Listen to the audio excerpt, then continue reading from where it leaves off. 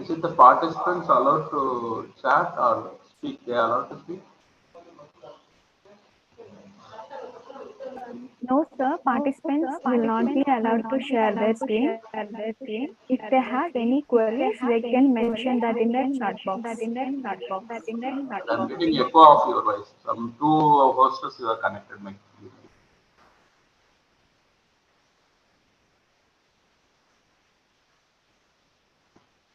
Sorry, sir, I cannot get you.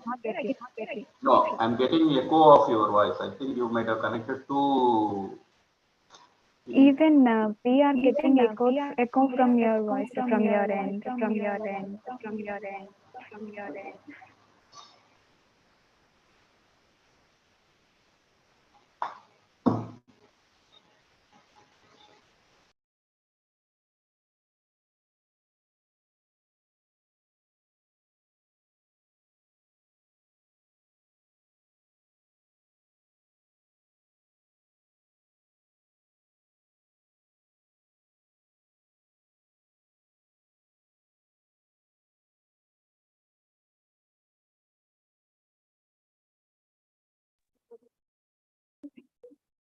Sir, is this clear now?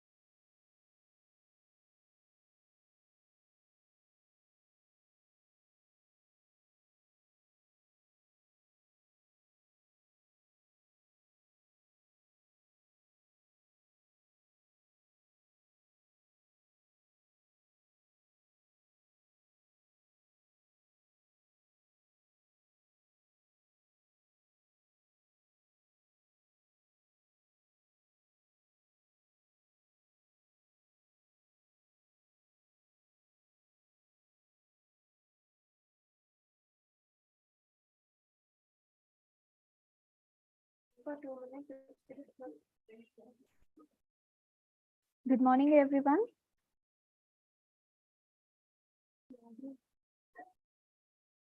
Good morning, everyone. Sir, am I audible? Yes, yes, you can proceed. Thank you for the confirmation, sir. Yeah. Good morning, everyone. Thank you for joining us on this informative session. My name is Bhargavi, and I'm going to be the host for this webinar. I welcome you all to the webinar on emerging trends and technologies in biomedical engineering and its applications in healthcare, organized by Association of Pharmaceutical Research and BioLeagues Worldwide. And let's have a session about Association of Pharmaceutical Research. Association of Pharmaceutical Research is one of the world's leading professional association caring for people. APR is a non-profitable professional association meant for research and development in the field of pharmaceutical science and technology. APR is an international forum for researchers, academicians, doctors, and practitioners for sharing knowledge and innovation in the field of pharmaceutical science and technology.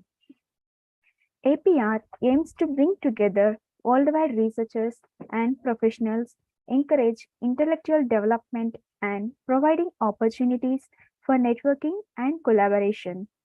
APR meets with its objectives through academic networking, meetings, conferences, projects, research publications, academic awards, and scholarships. APR strives to enrich from its diverse group of advisory members. APR brings together pharmacologists, life sciences, pharmaceutical practitioners, and researchers to advance the application of pharmaceutical science and technology to the public.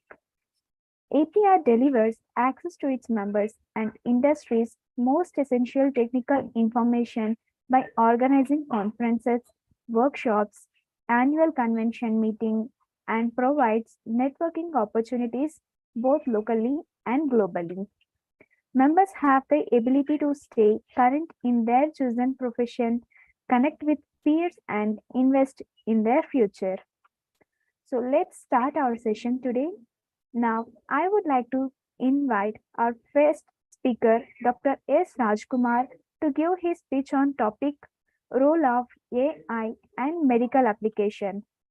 Dr. S. Rajkumar, heading Department of Biomedical Engineering and is having 2 decades of academic and administrative experience in emerging colleges and 9 years of industrial experience in research and development. He completed his master's in medical electronics and doctoral degree from College of Engineering, Anna University. He completed a 2-year funded project computerized or web or mobile-based software audiometer under DST funding of 29.4 lakhs. A 2-year project submitted by him, design and development of comprehensive customized audiological investigation system, is currently in progress with a DST funding of 30.6 lakhs. He has copyright for his work Soft Audiometer from Copyright Office, Government of India. Sir, I request you to start sharing your screen and go ahead with your presentation.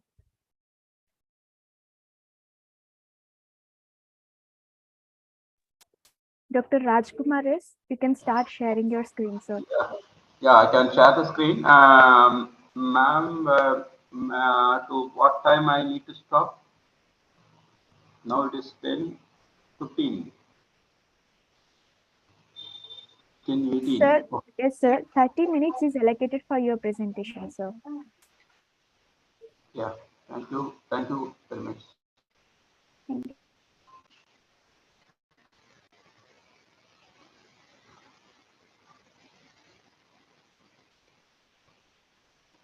Are you able to see my screen?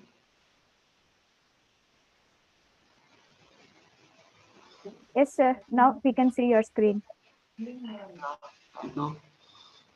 I think as I discussed with the company people, they are telling that the majority of them are students who want to do an intense research in the domain that is related to biomedical. That is what, in that aspect, I developed my presentation. I think if any concern is from your end, you can also point out in chat box. And thank you for all of you to eagerly join to gain something, some grasping, some useful information. Even in the bad climate, power cut, net cut, so many issues you have joined. Thank you for your eagerness in joining to know things. And before moving into the exact topic of artificial intelligence in healthcare, it is very mandatory to know what is an artificial intelligence. So artificial intelligence now presently plays in everybody's role. Everybody, we are now facing artificial intelligence without knowing that it is an artificial intelligence. So it is a technology by which the data can be perceived, synthesized, and inferring information and decision proposing. Because decision is with our hand. Decision is not been made. I think I defer that word, decision making or decision made. Yeah, AI won't do decision in many of the cases. It is us to decide whether to go with the decisions of mechanism, machines or not. And what you might have seen that the next point, these are all the various AIs you have every day come across. This is like search engines. Whatever you type, it immediately says what you want to check with this one or check with this one. Like that, it is proposing so many new, different choices it is making of Google search. So that is what AI is working on. Even in mail, the word is typed, it says these are the words you are typing, you want to propose to type, that is what. And the online advertisements and recommendation systems. If this person who's want to see more things in your linguistic, it is automatically suggesting the linguistic contents that is appropriate to your interest. And the advertising, and of course the Alexa, you know pretty well that it is a virtual assistant and autonomous vehicles.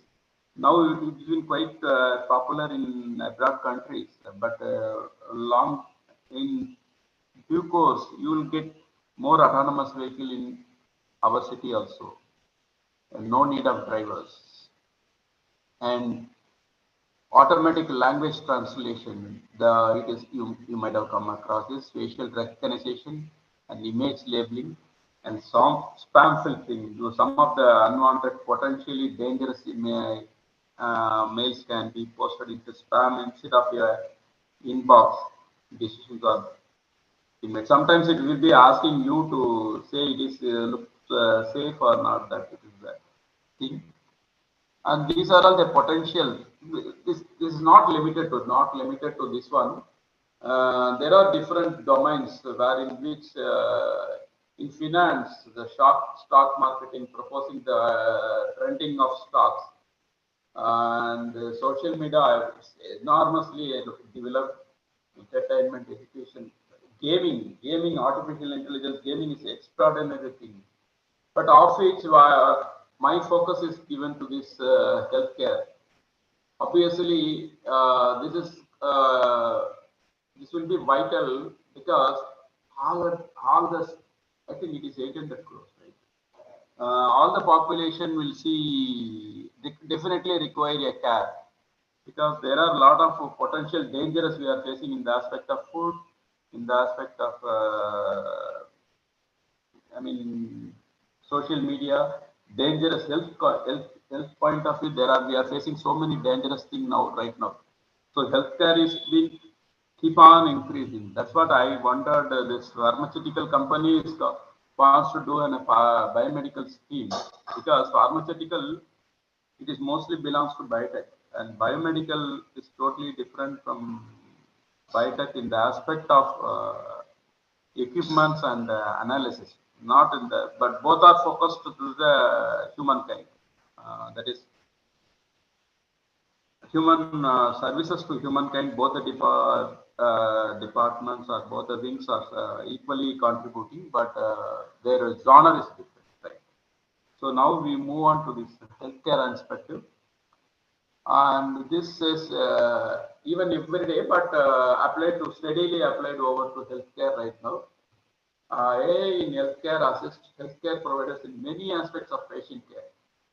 Patient care, you must know the word care, not only of providing a solution, it is also caring the patients. Right now, there are a lot of wearable devices, telemetric applications, wherein which the patient is being cared, not being given any solution. Just they are cared, and they have been keep on monitored, and decision has been made by the artificial intelligence whether to promote, forward the message. The patient is in trouble to the concerned physician is the decision of the artificial intelligence. And lot of administrative process also there now quite commonly evolving to improve upon the existing solutions and overcome the challenges first. So there are upcoming challenges because a lot of diseases has inconsistent. They are not consistent enough in making a problem. Suppose a heart patient doesn't get a problem as and when he goes to the doctor or physician.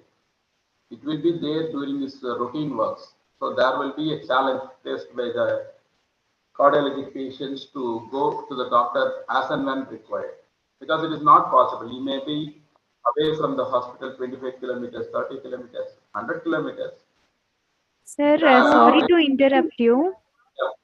Yeah, Sir, could you please be a bit louder? Actually, your voice is not that audible. Could you please be a bit louder, sir? it's not audible. We cannot get your voice so clearly, sir. It is coming like very low voice. 1 second. Is it possible for me to add one more login so that I can speak through my mobile? Sure, sir, you can. So that I can mute this. Yes, sir.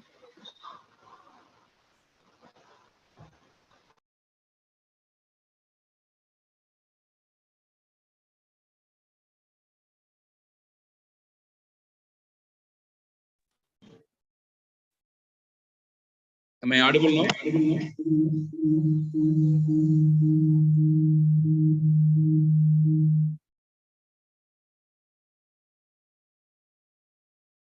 Am I audible?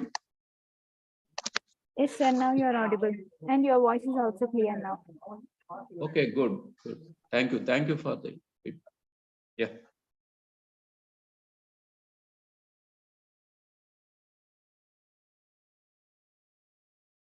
Yeah. See, I'm talking about the challenges when I was interrupted. There are a lot of challenges cardiac patient, or not only cardiac patient, any patient is facing. Obviously, cardiac is the topmost reason for fatal mortality rate. The fastest killing disease is heart disease. So the patient has to be continuously monitored.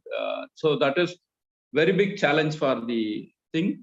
So that has been now been in the role of AI. It monitors the ECG continuously and it escalates when and as and when required to the doctor or immediate medical facility so that he can be saved. So that is very important. And AI in healthcare perform well or better than humans at certain procedures, such as diagnosing disease. That's what now I'm telling you. That is, they are talking about the diagnosing disease in the hospital itself. What I'm talking itself is the routine work. It will be a significant number of years before AI in healthcare replaces humans as a broad range of medical tasks. See, sometimes the humans can be avoided. That's what I'm telling you. They need no need of a profession to take a ECG and record it, and the duty doctor to test it whether he has having a problem or not, and it is the calls for the concerned cardiologist is not required right now. It is all done by AI. I think you might have, everybody is knowing that Holter machine, and these are all the some potential roles of AIs in healthcare.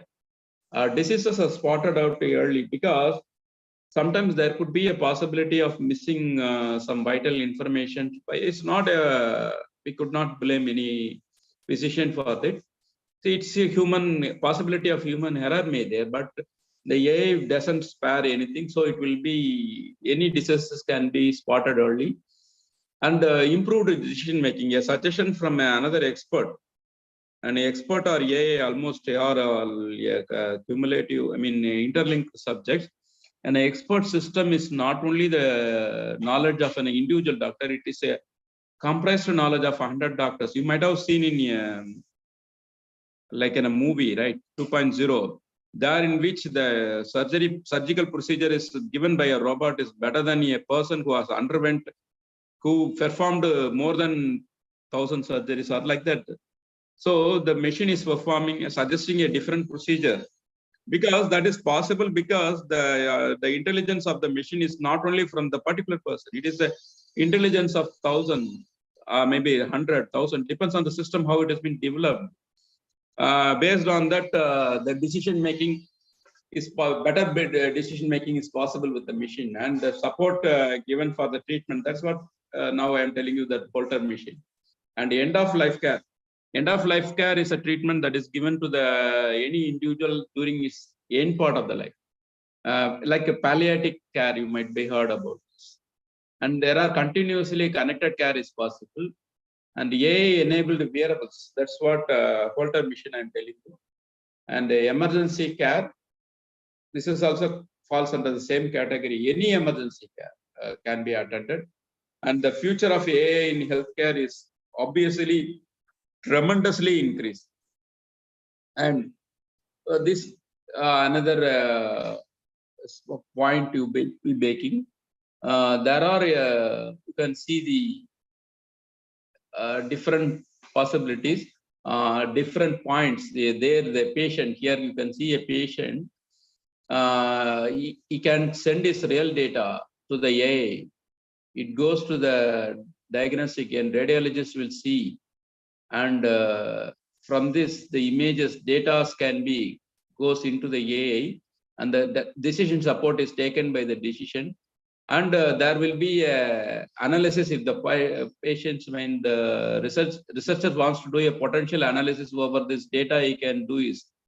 And all this kind of possibility of connecting to the AI and make the drug maker, suggesting the drugs for that, and it will be given over to the advice that has been we are keeping on this thing.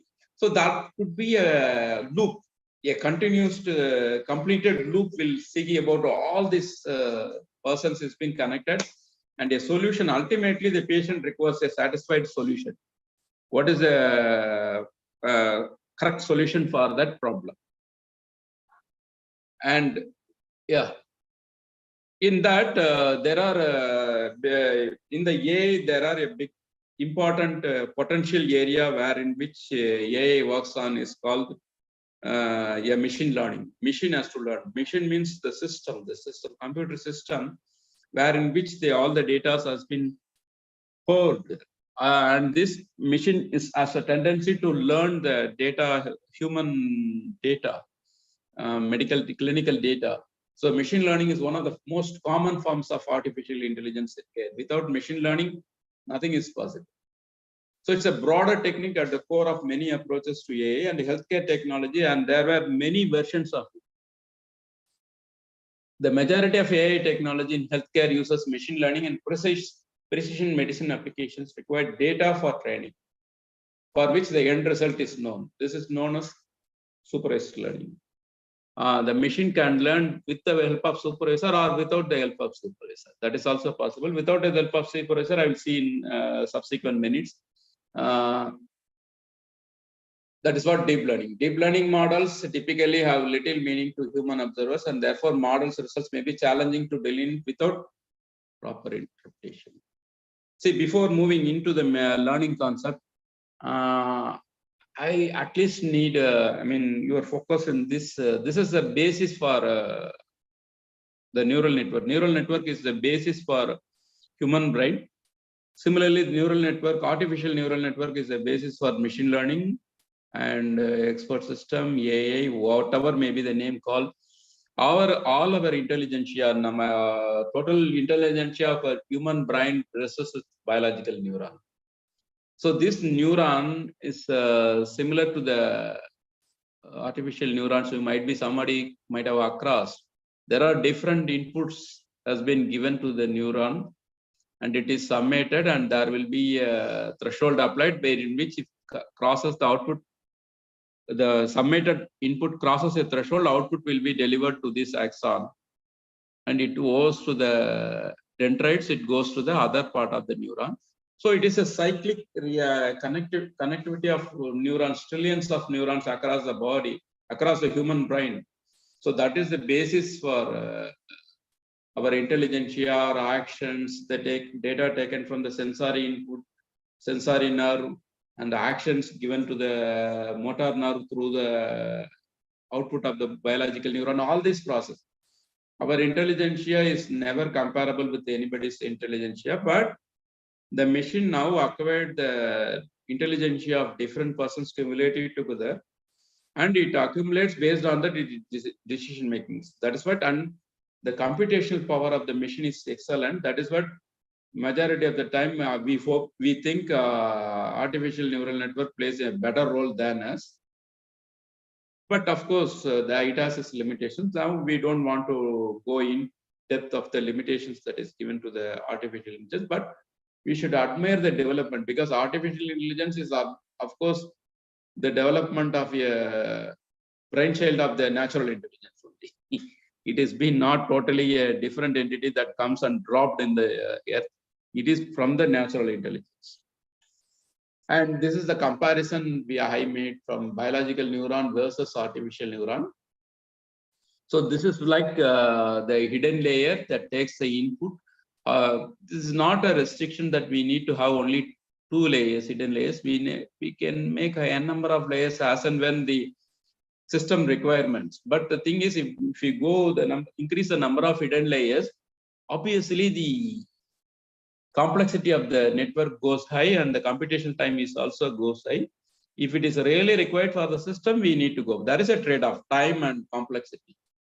If you want to have less complexity of the decision to be made, we can go for a simple neural.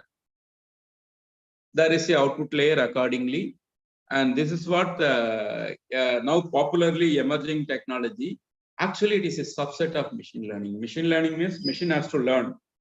Suppose, like a teacher, I'm here, I'm explaining something to the students. It is a supervised learning. If the data already been given and you are learning from that, it is a deep learning. Simple, straightforward, simple, and implication. The data are being fed to you. You can read on your own without the help of teachers. In that case, it is called deep learning. And it uses several layers of neurons between the network input and output. The multiple layers can progressively extract high-level features of the raw data. For example, in image processing, see, you must know, I think some of you may be aware of what I mean by features.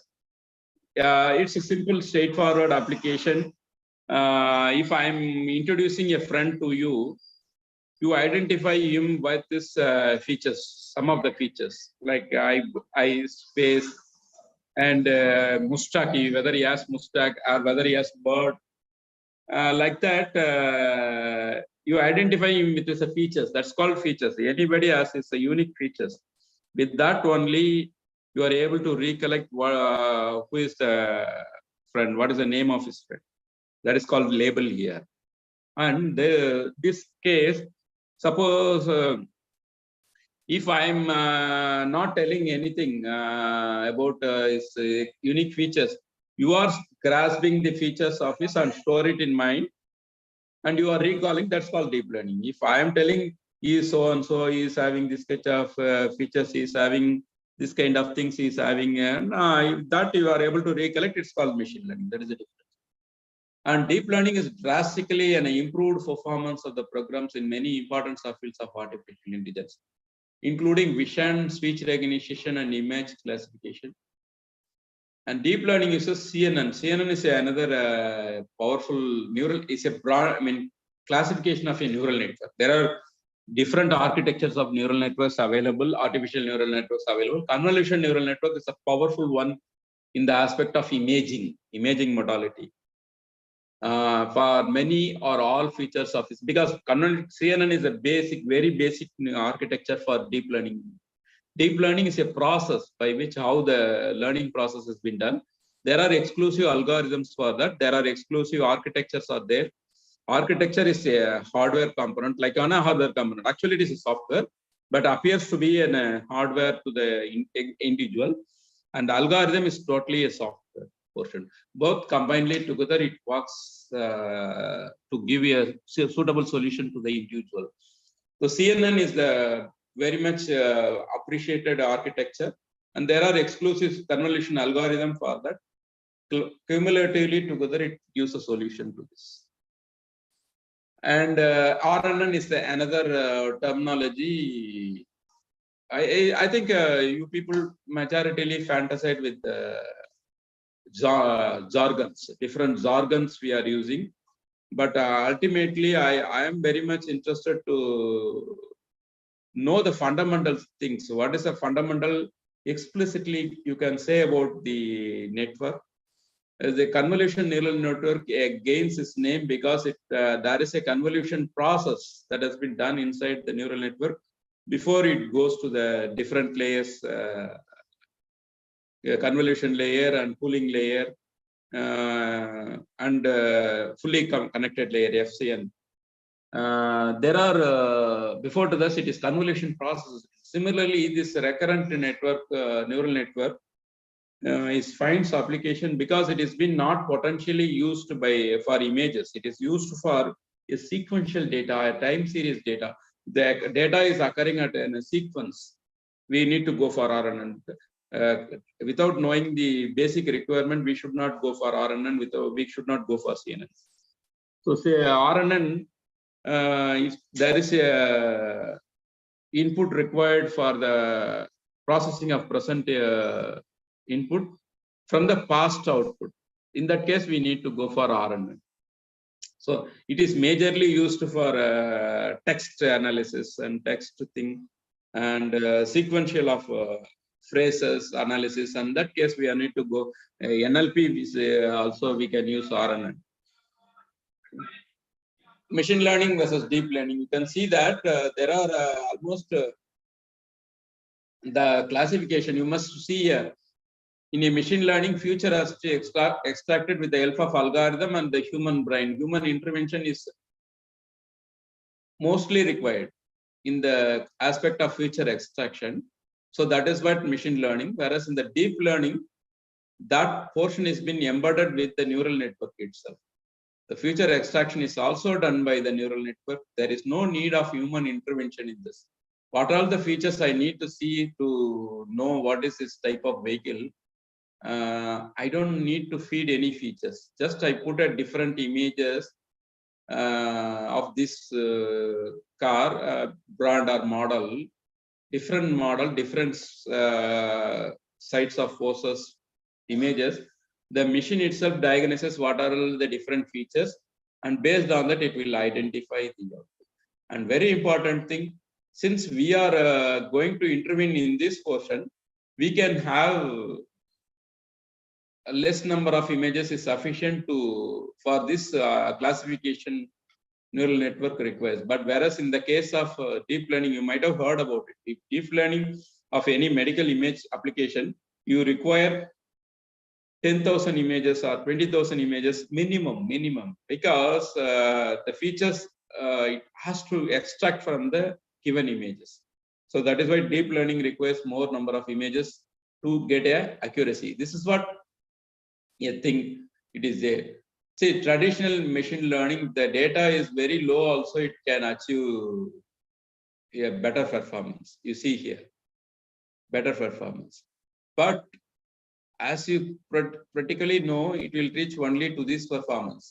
The performance is limited. If it is, of course, it's not neural network. Even you can call it as a machine learning, because neural network is not an exclusive part of deep learning. It is also an exclusive part. I mean, inclusive part of the deep learning. This network has a slightly better performance rate. Even the data is minimal, as I already told you. the data is very, very high only, it starts proving, but the performance you may get it from deep learning is more. Because the volume of data we present it for analysis is very, very high. And there are other important potential in medical care. There are rule-based systems has been developed. The use of artificial intelligence is widely clinical decision support system. Whether I need to conclude that it is a tumor or not, or a benign tumor or a malignant tumor, definitely I require a rule-based system that has been embossed in the AI. And many electronic health record systems currently make available a set of rules with their software offerings. Expert systems usually entail human experts, engineers to build an extensive series of rules. It's very important. Engineers bluntly works with the doctors who are all their experts in that domain. With their help, they can phrase the rules. And as the number of rules grows too large, usually exceeding 1,000, the rules can begin to conflict with each other and fall apart. So we must be very careful in designing a rule-based system. One rule cannot overrule other thing, and if it is overruling, it is honestly required in that case. Also, the knowledge area changes are significant. Changing the rules can be a burdensome and laborious. Machine learning in healthcare is slowly replacing rule-based systems with approaches based on interpreting data. Because ultimately, at the one end point of time, the physician doctor requires what the machine is to suggest, what the machine is to conclude. And subsequently, the doctor or physician will take a decision over it. So a precise decision from the machine is required for the doctors to proceed further in due course. That is what, even in a surgical procedure, to place a stent in a cardiac vessel, definitely, if a AA is there, definitely it will say there could be a possible inconveniences, and there are other related complications. It will prompt it so that the doctors can get the suggestion of the AA and do the surgery better. And this is about some skeleton over it, how the fact is a basic rule for the rule framing. The interface engine takes from the fact and forms a rule. So this is what there are rules has been applied over here. And there are, these are all the blocks, very important blocks, how the interface engine takes the rules, freezes the rules. These are all the various others potential algorithms. There might be a different algorithms can be imposed over here to get the rules. And diagnosis and treatment applications of AI now, in the last 50 years, it has been fastly improving, especially in the every 50 years means 40 years, it is more than the first 10 years. I mean, not of the quantum, I'm telling you. Even in the last 10 years, the development occurred during the 40 years, and development occurred in the last 10 years is much more than that has occurred in the 40 years. It will be very much similar. The development occurred in the next 10 years is definitely threefold or fourfold than the development occurred in the present 10 years. So this is what the development, it is not exponential. Even any curve that is much more steeper than exponential curve, I'm assigning that curve to the technological development. And there was significantly better diagnosing than, not significantly better than diagnosing than humans, and integration was less than. It was the scenario at the beginning conditions. Now it has been slightly increasing touches with the human being. It will crosses the human being because it involves with the more number of experts' opinion inbuilt over in the artificial things. And rule-based or algorithmic rule, whether it is algorithm, using artificial intelligence in healthcare for diagnosis and treatment plans can go often be difficult to map with clinical workflows and EHR system. So there are some integration issues that, of course, you need not too much worry about in this. Yeah. To take the fullest advantage of use of artificial using in healthcare, using a standalone EHR system providers will either have to undertake substantial integration projects themselves and leverage the capabilities of third-party vendors that have AI capabilities that can integrate with their EHR. See, these are what suggestions or precautions has been suggested to the EHR user. So these are all some of the potential diagnostic application. Is not limited to. This is what a simple suggestion in the treatment aspect, prognosis aspect, and treatment aspects. These are all the potential possibilities of usage. Chemotherapy, it is very, very important. It is being used for the oncology department in terms of cancer analysis. It's very much important. The role of AI in cancer analysis and cancer diagnosis and cancer treatment is very much important.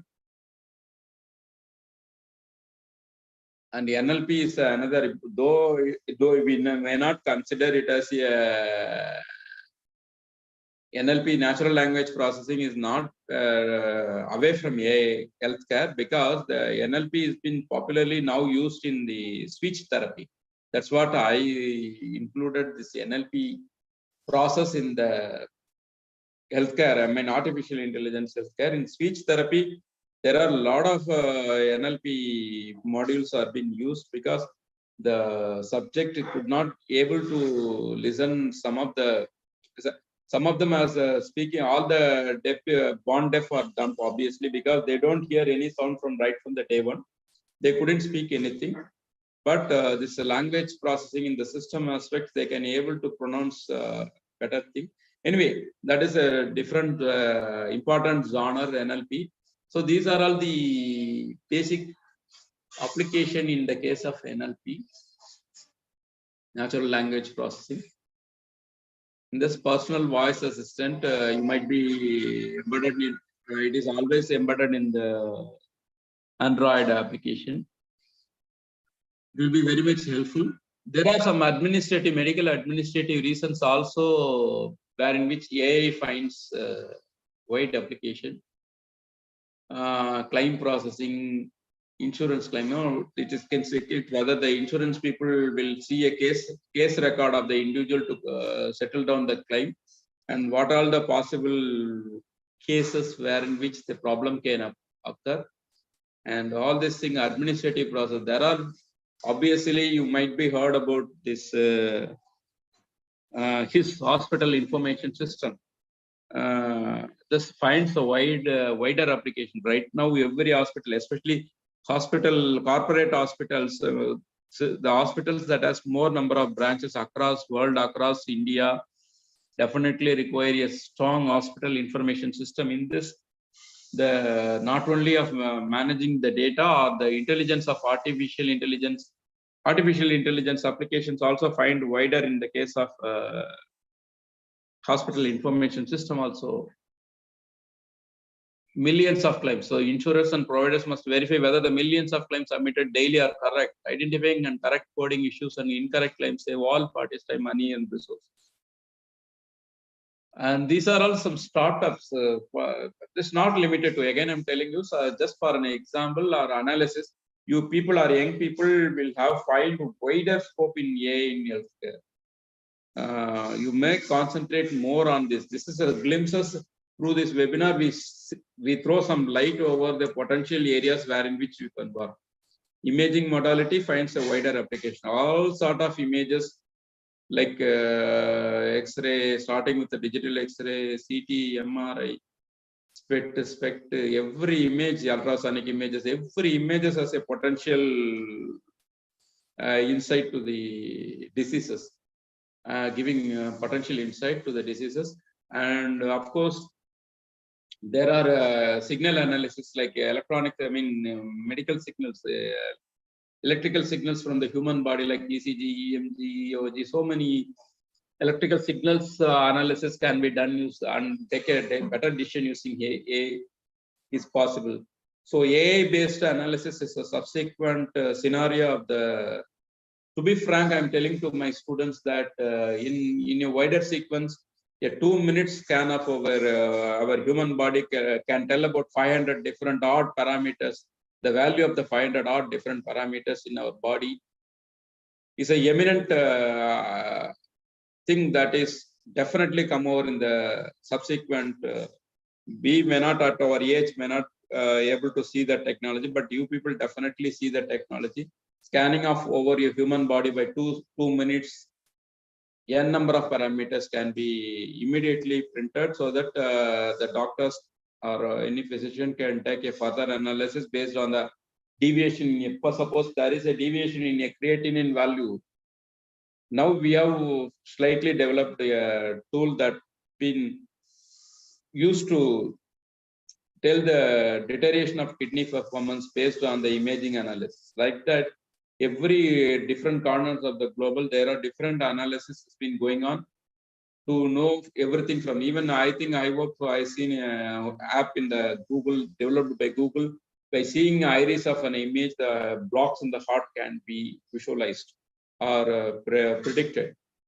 So that is what the current trend. So you fully the people really took over interest to participate in this webinar. Take a lead that if you have a challenging career in AI, in developing any sort of module. Diabetic and heart diseases are the most prevalent disease across India. Actually, some of you tell diabetic is not a disease, it's a disorder. But anyway, it causes so many diseases. That is true. But the thing is very important. These are all the potential dangerous causes of human health. So if you develop anything to know it, suppose any vital persons, very important celebrities or political leader or administrators can lose their life within 2 seconds, 2 minutes or 1 minute. So if we are able to predict a mechanism that possible danger at near future, definitely that will be very much helpful to the humankind. So I request all the researchers and educationalists and physicians to contribute a solid solid work in terms of prediction analysis and warning the patients at an early stage. So the risk analytics, this is what one of the important patient data and risk analytics. Based on the data received at the month of May, you can predict a possibility of danger by the month of October. It could be possible prediction analysis, not only in a post analysis after the incident gone, this is get wrong, this is like what is the use of it after you lost a vital person. So prediction analysis is very, very important thing. So I request everybody is to contribute the important potential research from this area. And there are of course there are different challenges in the artificial intelligence here. One challenge of using artificial intelligence is that it requires across a large amount of data in order to be effective, because false positive is a very important dangerous thing. If the person is not been having any diseases, that's called false negative. Diseases is not having disease, but it is being predicted as disease, is called false negative. But this false positive cases is been predicted as disease, but is normal. But that is also dangerous. So the false positive and false negative cases can be eradicated one point of time. That is only possible if the data used for artificial intelligence tool has to be more large amounts of data in order to be effective. Because majority of the hospitals still not been connected with artificial intelligence. So the data taken at the other hospitals is not been linked together.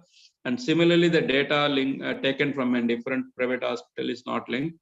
So our focus is to develop a artificial intelligence either free of cost or at the cost of government side, and we have to incorporate in any of the primary shelter. Every primary shelter has a mobile app. Definitely, it will give a large cumulative data accumulation in the longer run, and the data used for the training algorithm is also if as I already told you, if the data has been minimal, only the patient who is attending to, so for example, any top high potential hospitals, there in which the diabetic patients who are attending that hospital is almost of high profile nature.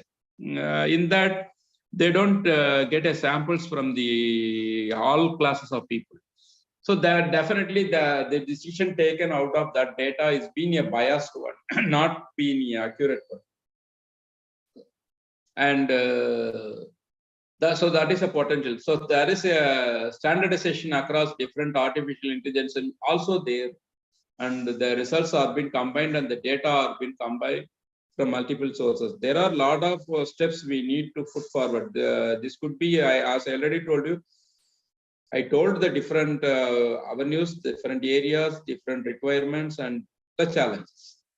All these things to be addressed in the, but by the researchers to incorporate in the future scenario to get this. And very much, I really appreciate all the participants' involvement in attending to a basic insight I am giving. Thank you for patiently listening at this point. You can put your suggestions in chat box. If I know a strong thing over it, I'll just explain it. Otherwise, we will all explore that thing in the near future. I thank the company people. I am really appreciate them because they want to give an this kind of lead to the community, researcher community. This is very much strongly appreciate them because they are not into the academics, but still they are want to do this kind of things. It's really appreciable.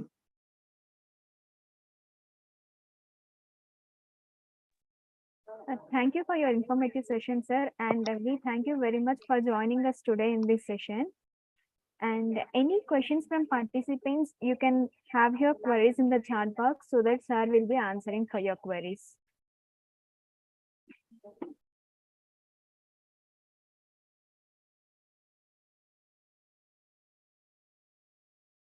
I hope no one is having any queries, sir. Thank you very much for joining us in today's session, sir. It was really an informative session we had from you. Yeah, either I might have explained it clearly or I don't know. Anyway, okay. Thank you, the participants. Thank you, sir. Yeah. Now, I would like to welcome our second speaker of this session, Ms. Sarah Alexander, to provide her valuable speech. Ms. Sarah Alexander is presently a professor and head in the Department of Biomedical Engineering, Rathinam Technical Campus, Tamil Nadu. She received her bachelor's in Electronics and Communication Engineering, master's in Biomedical Engineering from Karunya University. She is a NEBOSH certified candidate and has an experience of 6 years in the field of educating, training, and instructing for different examinations, meeting aspirants from different parts of the globe of various age groups, and coordinating medical events for the physician fraternity in the Gulf. Ma'am, you can start sharing your screen and you can go with your presentation, ma'am. I request Dr. S. Rajkumar to stop sharing the screen so that ma'am can start sharing the screen, sir. Am I audible? Yes, ma'am, you're audible. Okay.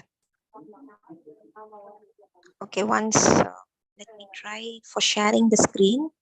Yes, ma'am. Yeah.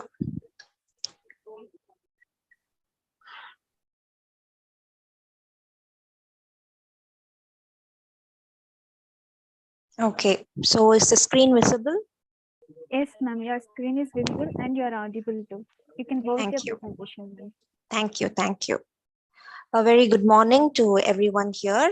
I'm so happy to be part of this presentation here. As the host introduced, I'd like to add on to a few to it. As she mentioned, yes, I finished my bachelor's in ECE, Electronics and Communication Engineering, and I finished my master's in Biomedical Instrumentation because I had my own idea there. So it came out well, and it was chosen for patent because it had plus or minus 5% error recurrence. So that one idea that I had during my bachelor's, inspired me to change my stream and even my job that I didn't expect. So biomedical, as you all are aware, is a life entitled engineering group. So any engineer can be an engineer until a biomedical engineer comes into scenario, because both medicine and engineering knowledge comes into picture here. So moving on to our presentation today, our topic for today is emerging trends and technologies in biomedical engineering and its application in healthcare. So while I was working abroad in the industry, I had this exposure of being part of the training institutions where we train a lot of medical doctors, especially into the aesthetic industry. So I hope you're all aware of uh, the aesthetic world, meaning to say we are all becoming beauty conscious day by day. Everyone is, very picture conscious of oneself. So having said that, I've seen doctors from across the globe all at once getting trained and, upgrading themselves from institutes like AAAM. If you can browse them on Google, you'll find them as a AAAM, which is one of the board of studies for aesthetic medicine, which is mostly by the dermatologists. So having a very good hand on dermatology is not the end here in the times that we are living now. So as you are aware, even doctors don't get to stop their education just like that. As we ourselves, 15-20 years back, having a degree was a necessity, but now having a doctorate doesn't suffice. So that is how trends are going around. So now, because I have my experience into that sector, I'm going to give you a glimpse of how things are going across the globe. What is the scenario in the globe, and how we as biomedical engineers have our opportunities lying across of us, lying ahead of us, and what what else should we find, because our forerunners, our predecessors are already growing things and advancing technology in applications. So there are few certain things that are left out for us, and so how can we progress from there on? So here I have given you a statistics which says that global medical aesthetic market forecast from 2019 to 27. So this was from 2019 till 5 more years from now. So North America, which is of very high exposure, Europe on a very high trend, Asia Pacific still on a medium trend, and rest of the world, because of less exposure, are not aware. So who are the top companies involved here? They are Allergan, Strawman, Syneron Medical, and Noble Biocare. So these are the top companies involved in many global medical aesthetics products, and they rule the market. So what sort, you might ask me, so what sort of products are being used here? So as I've shown you this graph, the first one is dental implants, the second one is facial aesthetics, the third one is laser-based medical aesthetics, and the fourth one, you might have heard of him, breast implants. So these are well known for our knowledge. And if you can see how well benefiting this is, so in 2017, the global ranking or the cost that involved was around $9.2 billion, and gradually it has improved.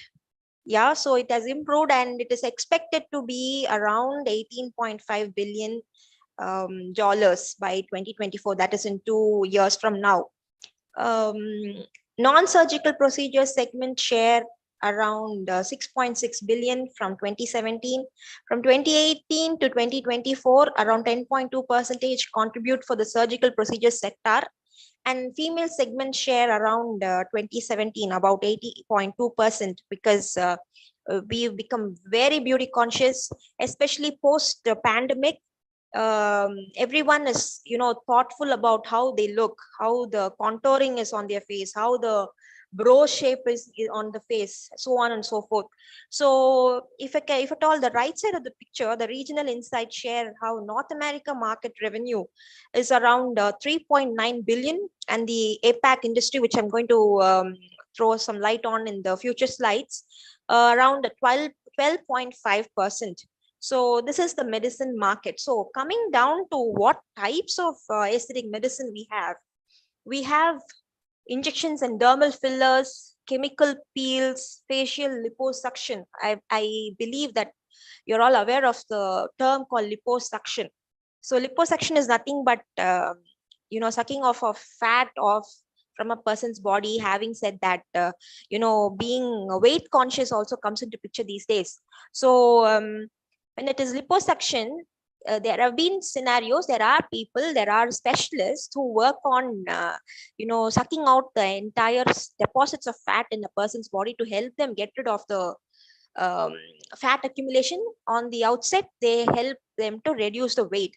So what comes into picture is, once they are done with this, the entire metabolism. I hope you watched people on National Geographic channel and TV channels where they say the world's biggest man comes down to size 0 or size 2, and because of some hormonal factors where they are not able to reduce weight, and then this picture comes in where they take kilograms of fat deposits.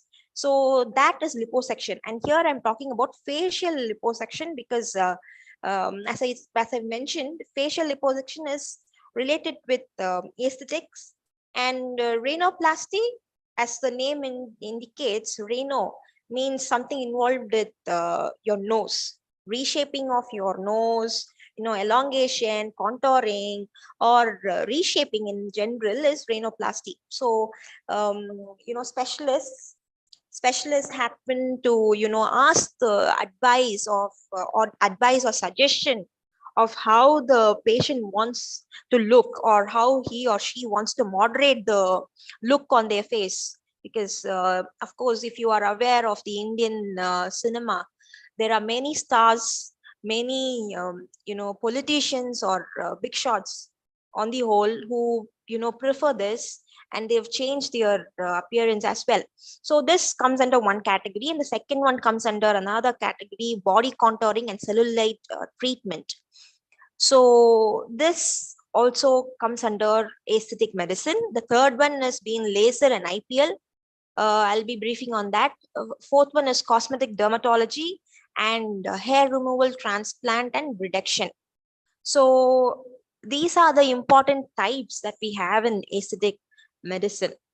So if you can see a picture of this thing that I've shown here, aesthetic doesn't stop with the sectors that I've told currently. So there you have the upper face area, where you have the eye area to soften the fine lines under the eye. Then you call it as crow's feet, because smooth skin, and around the eye area you get to smoothen it.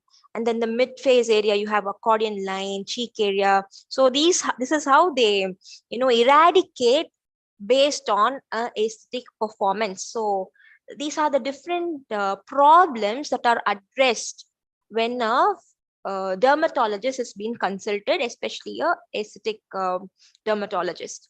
So once it comes to fine tuning the facial features, So these are the aspects that come into picture. So chin crease, some have very thin chin, so if they want to plump it up, or the corners of the mouth where they need the downturned corners of the mouth, or sagging jawline to add youthful volume, etc., etc. So these are the things that are addressed by the dermatologist. So now coming to booming trends in 2022. So as I've showed you the picture, that is how um, the aspects of dermatologist perspective comes into picture. Now I'll move on to these enhancements. So you might ask me, what are these? So I'm going to throw a little light into it, and then we are going to move into a quick brief on each of it.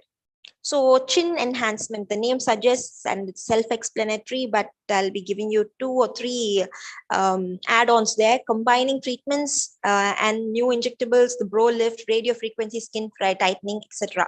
The first one, as you can see on the picture, chin enhancement is like, as I told you, people are very beauty conscious these days, and they don't want to show any signs or slowing down of time anytime soon.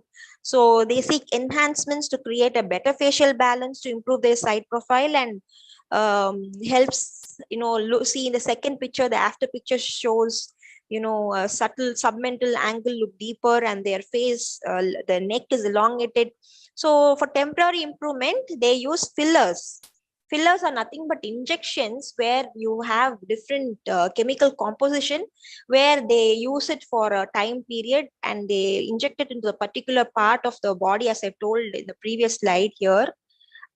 See, as I told you, nasolabial folds. So there or above the lips, they have to inject those mixed solutions, and they make it a plumper look.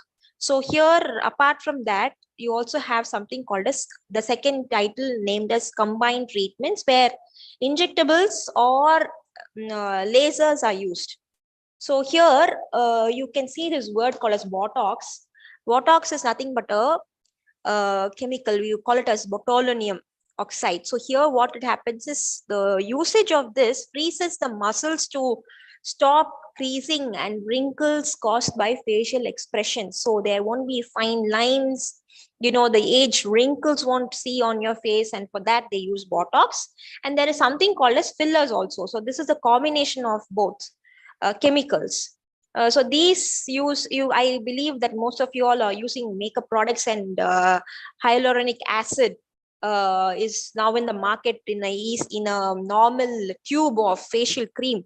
So these are 3 to 4 months volume and procedure, where they add volume and smoothness to the plump areas. So I've shown you the difference between using a Botox and a filler on both the sides. Why am I telling you all this is because we are going to incorporate this into the advanced AI and robotics, where these many minute techniques are being used by dermatologists single-handedly, and all of these is going to be used by AI or robotics. Robots are going to use them in precision to help doctors accomplish their job. So as I've mentioned, onto the left, you see Botox improve frown lines, diminish crow's feet, treats 1/3 of the face, prevents formation of fine lines.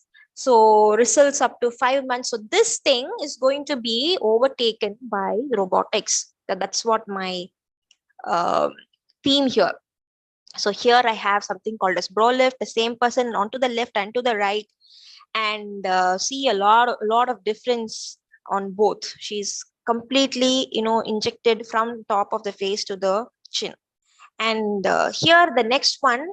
Okay, so to talk about brow lift, fillers and Botox is not just enough. So what happens here is it involves a lot of muscles. It is very painful when you have a toothache, normal toothache, but this injections and all these surgical procedures, sometimes, of course, they have their dramatic effect. They have their serious culmination of a lot of chemicals that affect in the health of the person or even the lifetime of the person living on this planet Earth. But due to the downtime on the forehead lift, people might opt for a minimally invasive technique. So people out here listening to me, you can also think of projects, which these are the trends. So think of minimally invasive procedures for this, because how are we having non-invasive procedures now? I myself devised a non-invasive product because I went through a tough time in my life, in my mother's life, because we went through a lot of health issues.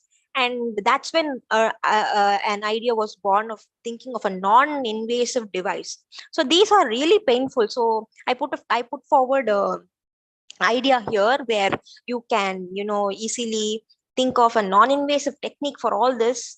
And of course, robotics is taking its upper hand these days. So moving on to the next one, radio frequency skin tightening. So when I say radio frequency, um, you might think of something related with machineries. But patients were restricted to surgery only procedures to treat the skin laxity concerns on the face. And RF skin treating technology, apparently, what does it do? It improves the appearance of loose and sagging skin. Treatments such as therapy, Morpheus 8, all of them use this.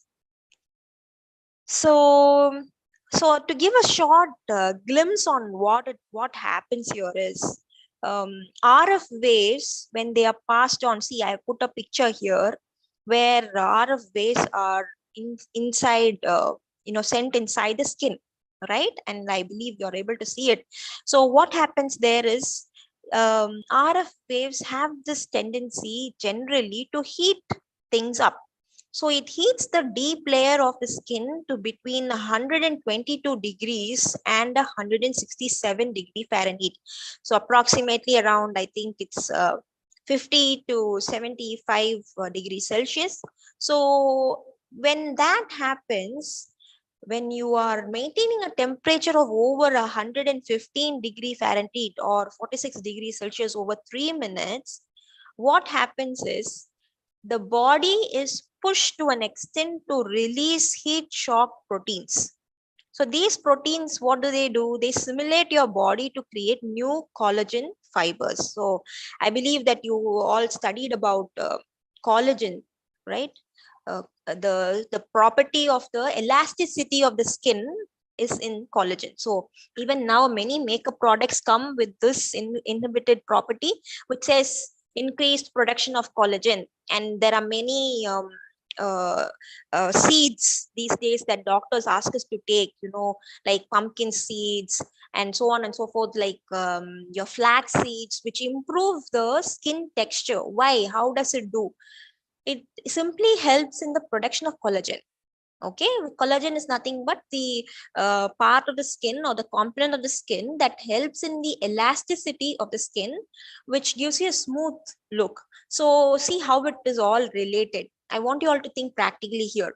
So applying RF itself is to induce heat, and when heat is sustained for more than 3 minutes of around 46 degrees Celsius, the skin or the body is pushed to release heat shock proteins. So these proteins on the outset simulate the body to create new collagen fibers.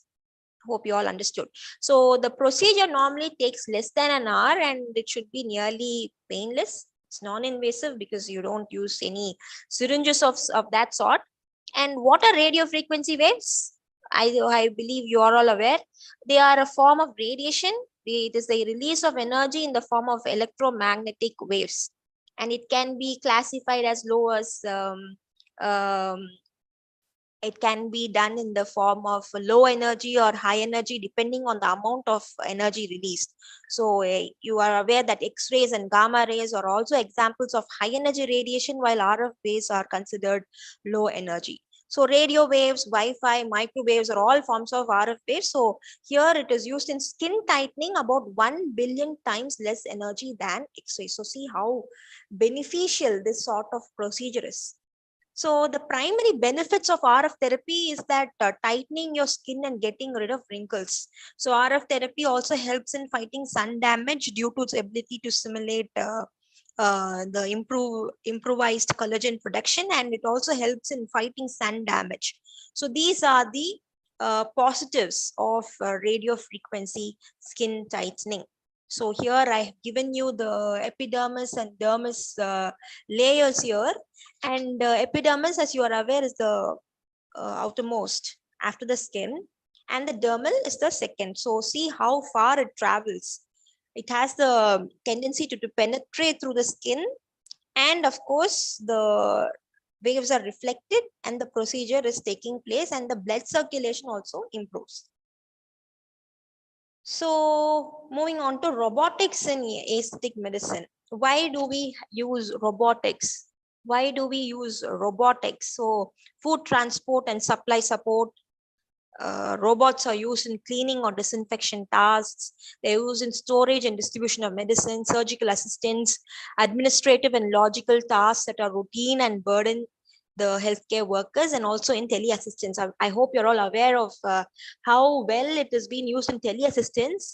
Like we had telemetry. If you're all aware of something called as telemetry, so telemetry is where even the doctor who's abroad can perform a operation on a patient who is staying away in an ICU. So here teleassistance comes into picture, where robots are instructed on how to perform, what to perform, when and why not.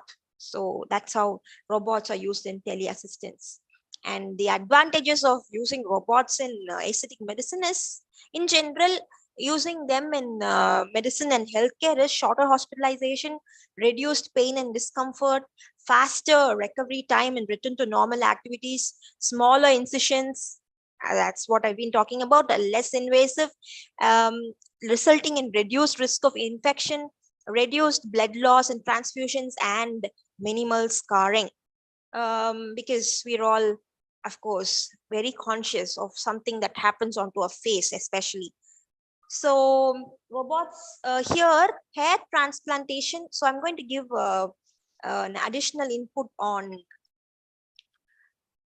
how things are going on under robotics. So here you have something called as hair transplantation, follicular unit extraction, robotic laser therapy, the role of AI in beauty and aesthetics. So these are some of the involvement of robotics in aesthetic medicine. So I've given you the names of companies that use procedures that involve robotics. So hair transplantation, hope you're all aware of this hair transplantation thing, where you have robotic lasers. First of all, moving on to robotic laser therapy, I've mentioned something called as SAHARRA, that is Sahara, which is semi-autonomous hair removal robot assistant, where it involves robots to improve the precision and speed of the laser hair removal process. So what happens in precise is the robot scans the area that needs to be treated. See, we all have this problem called as your hair loss and all that. So laser therapy already is coming into picture, but here what happens is that that area particularly that needs to be treated is, it's focused here, and the robot decides what positions to adopt to treat each site, and figures out the different types of strengths of energy that should be used for most efficient results. So it then carries out the procedure with minimal input from human operators. Yeah, I think from 10 years down from now, we humans will not be there in the operation theaters, because everything is going to be programmed. The scenario of the patient is going to be, put as an input, and it is going to be a programmed calculated assistance. So I'm giving you a general idea here. We are not going to the depth considering the time that we've been given. So why am I talking all this? So just to give you a gist on how well we've advanced, because facial aesthetics is a very less touched topics, because now social media has come across everyone's hands, and everyone is aware of the improvements. But I'm going to just give you varied idea on how things have gone from a small point of view to how drastically it has changed to such an extent that we need not have doctors even to schedule an operation. So apart from that, you also can take down names such as LENA, also known as light enabled neuro robotic arm. So here what happens is this is used for injecting patients with neuromodulators and dermal fillers.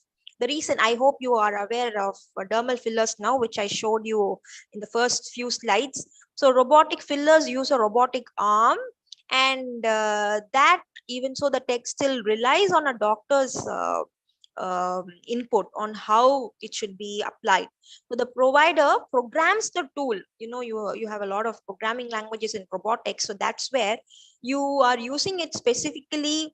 So how much product should be injected, where it should be injected, and basically they come across the next set of scenario called as robot assisted injections.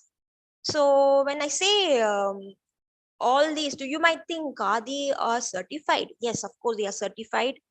A number of factors come into picture here, because most of them are injectables. I've seen scenarios where we have doctors, trying out these for the first time on the patient's body, and the market is so high that people just want to get themselves injected just to see how far they have a plumper skin, plumper lip, or get their fine lines reversed, because it's going to last for another 6 long months.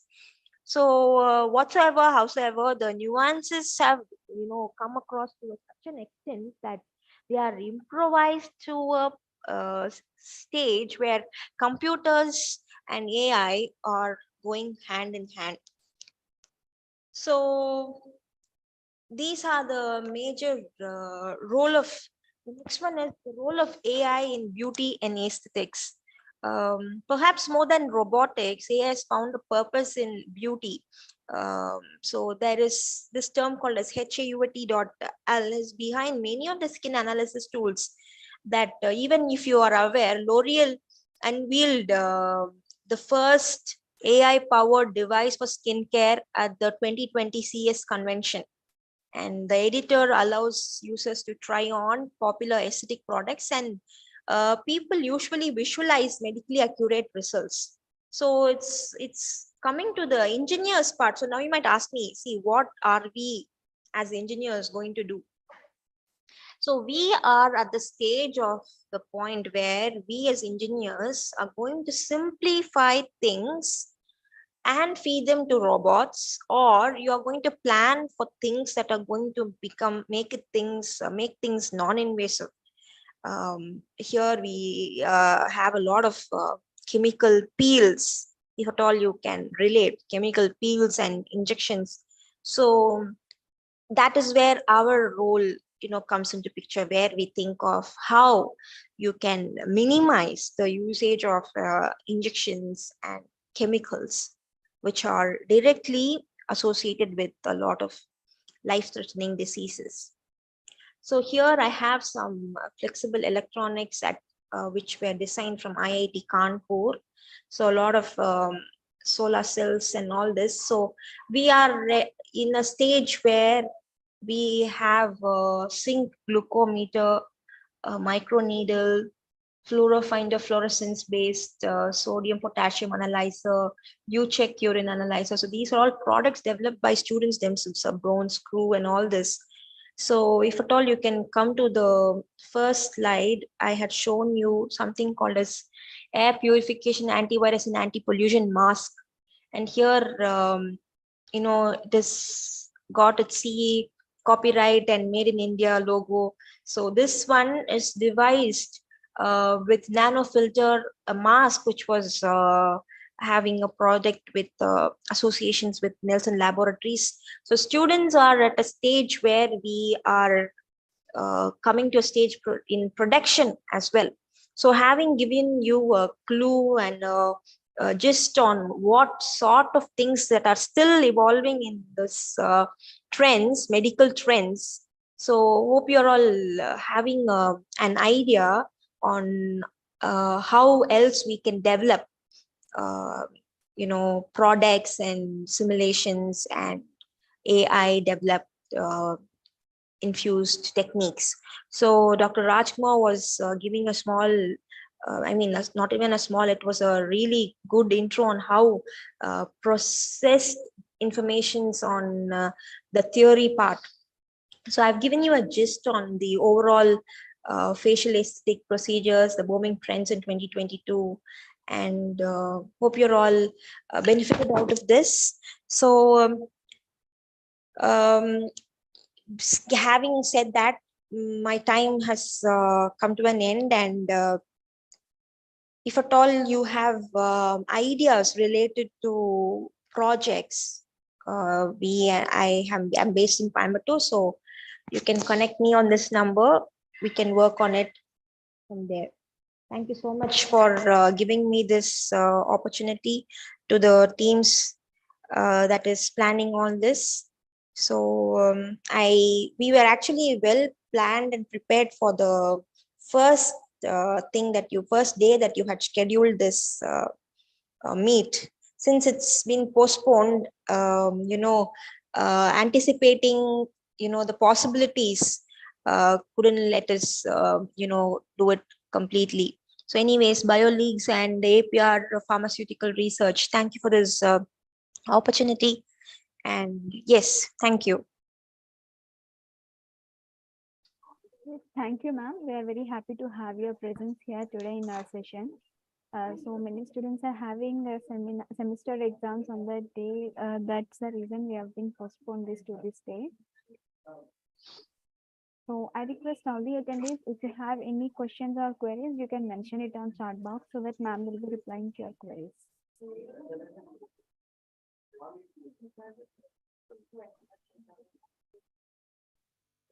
I repeat again, I request all the attendees to mention their queries in the chat box so that they can, ma'am can reply to your queries.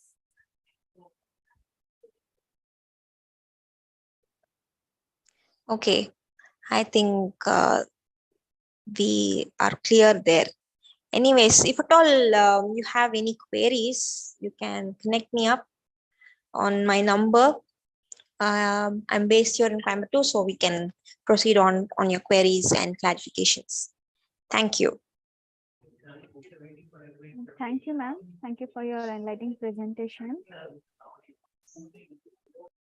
Thank you, Bhagwi. Thank you.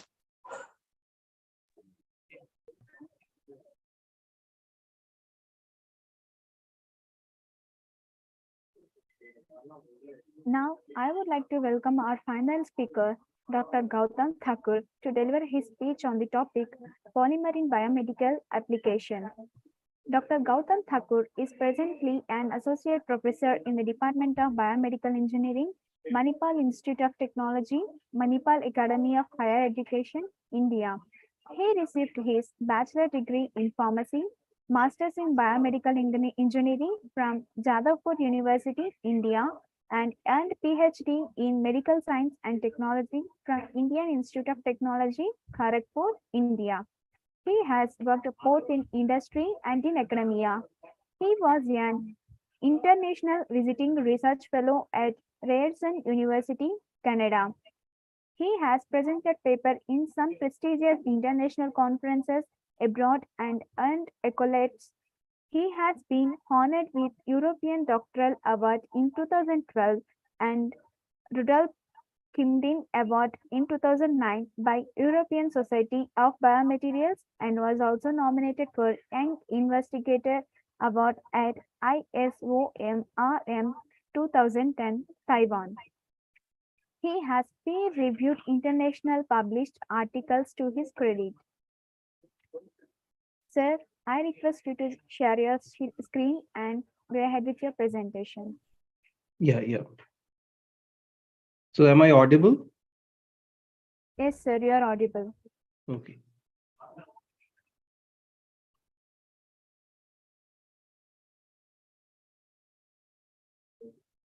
Is this PPT visible? Yes, sir, your screen is visible.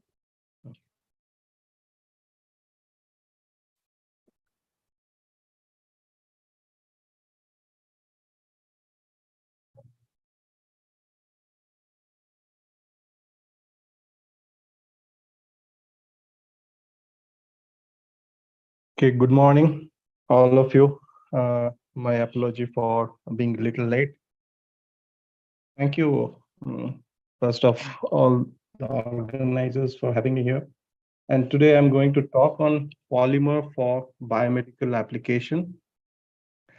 And this is my institute, Manipal Institute of Technology, from where I'm belonging. I'm working here. And we offer BTech, MTech, and PhD as well, specifically in the department. And we have a lot of other disciplines as well. So people preferring to join, we be very happy. And Institute also have received the Institute of Eminence. And so we are very proud of that status. Now, let's move on to our topic, polymer. So we have an impressions that what is polymer and all. Probably what we can see in these slides, this kind of polymer definitely we are not looking at, because whenever we see polymers, we have an impression that like polyethylene bag bottles spilled everywhere, creating a lot of environmental hazards and all. But definitely this, if you see the degradable rate of these polymers are very, very long. Specifically, if you see most of these polymers like polyethylene bottles and bags, the degradation time ranges from 70 to 1,000 years, and even the bottles and all. So obviously, these kind of polymers are not acceptable, right? Specifically on um, environmental perspective, when we see that this is causing a lot of health hazards and other kind of problems to the environment.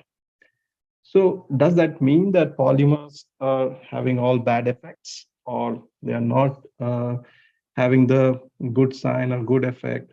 So what is polymer basically? They are basically made up of small monomeric unit, small unit, monomeric unit that are combined or joined together in a particular manner that gives rise to polymers. And we have a lot of polymers. Obviously, what I am showing right now, this is not the polymer that of our choice. So we need to shift our, choice into this.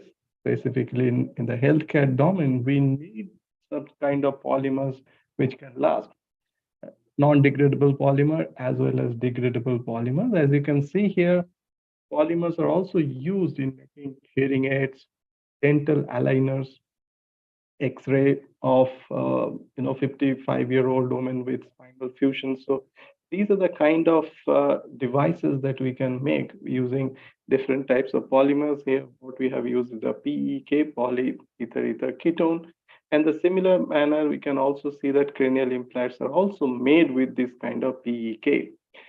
Now, we have different types of polymer, as I've already mentioned, that we have degradable polymer, we have non-degradable polymers. So depending on the applications, we need to take a call that what kind of polymer we want to use.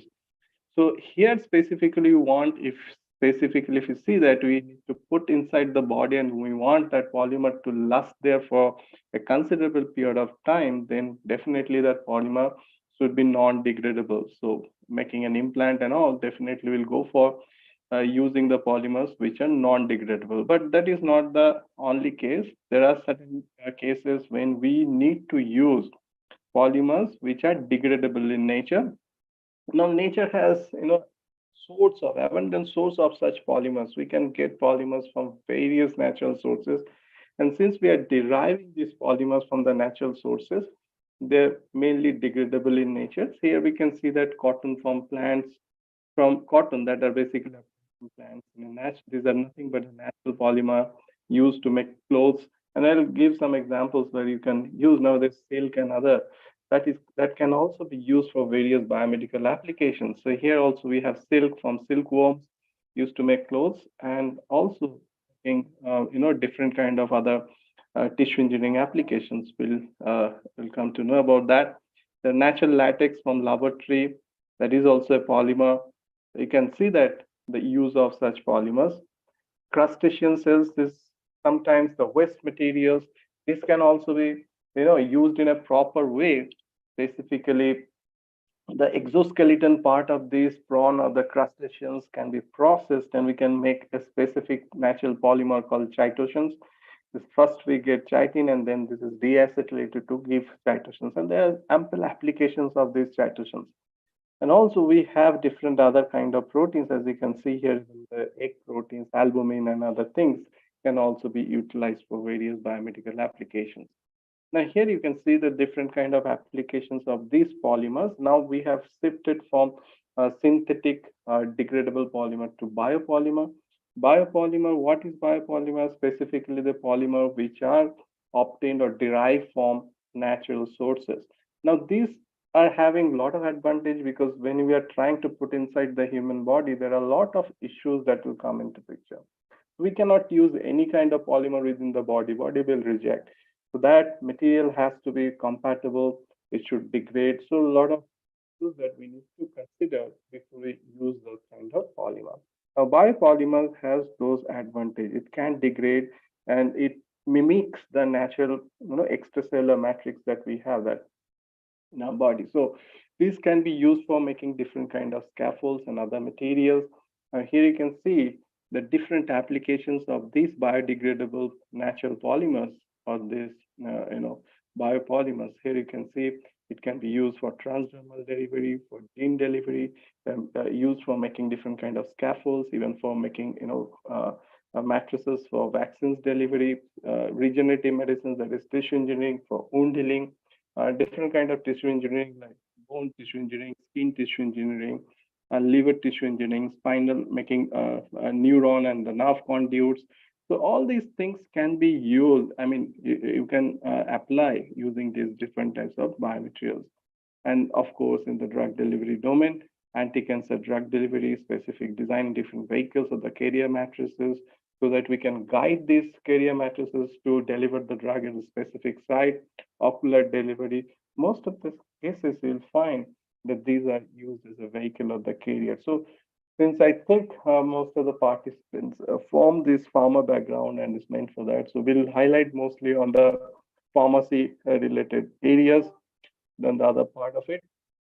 Now you can see that these polymers can be obtained from different sources. As I mentioned, different natural sources. It could be polymers, it could be it could be proteins, it could be carbohydrate, it could be other sources, even from the different marine sources.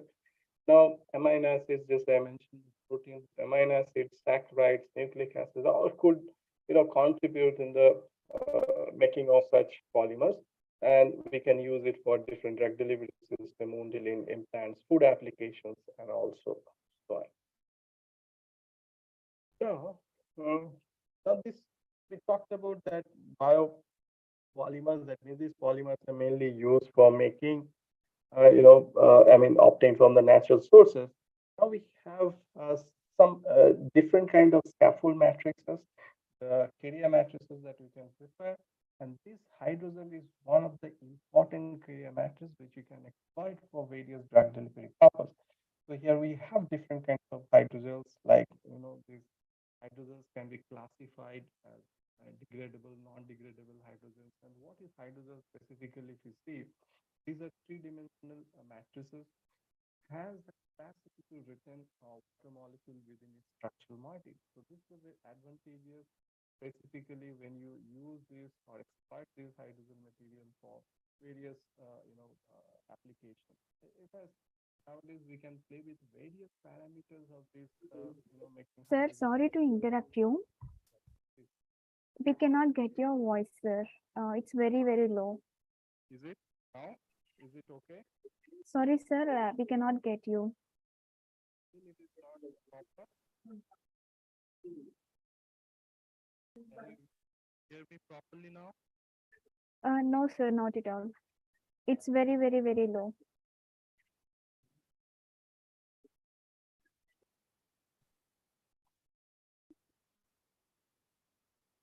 Let me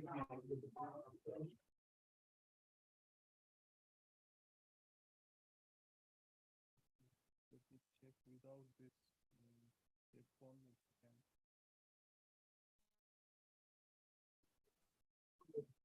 Gautam, sir?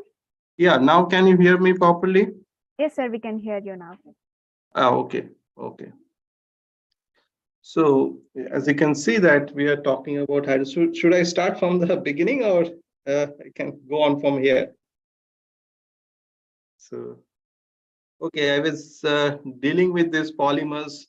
Specifically, we have different types of polymer, as I already mentioned, that we have synthetic non-degradable polymer and synthetic degradable polymer, and also we have biopolymers. That means the polymer which are basically obtained from the natural sources. So here we are mainly highlighting the use of specifically what kind of applications we are looking for. So if it is for, you want that polymers to be within the living system for a considerable period of time, we generally go for synthetic non-degradable polymers. Say implant, there are different kind of implants, hip implants, knee implants, or even for dental implants. So you definitely want that implants to stay there for 5 to 10 years minimum, right?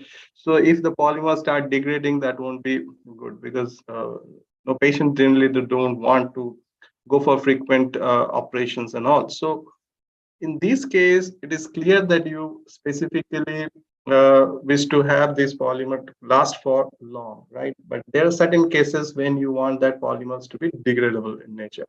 That means for temporary applications, you want that polymer to degrade. Specifically for pharmaceutical applications, when you are making those carrier matrices, suppose for drug delivery matrices and all. So, say a simple example is capsules. Capsule. So it's basically made up of gelatin seed. Now, when it is swallowed in the stomach, you expect that particular gelatin seed to disrupt, and by that they will be releasing that medicament. So if it is not, degrading at that point, the therapeutic benefit cannot be achieved. So it's very, very important that we need to see that what kind of polymer that we basically need, and this is totally based on the applications. We also have polymers which are degradable in nature, and mostly the polymers, naturally derived polymers or the biopolymers. And I have given some examples of cotton, silk, and even this can be obtained from the natural sources like prawn, crustacean cells or the exoskeleton of it. So what we can do, we can extract chitin from that and then deacetyl it to get the chitosos, which is nothing but again a biopolymer, naturally derived polymer. And here we have already talked about different applications. So if you can make different kind of scaffolds and different carrier matrices for various applications, maybe for drug delivery systems, wound healing, implants, food applications, and so on. And we can make different kind of carrier matrices for for guiding this for specific site-specific drug delivery, and which is very, very important for anti-cancer drug delivery.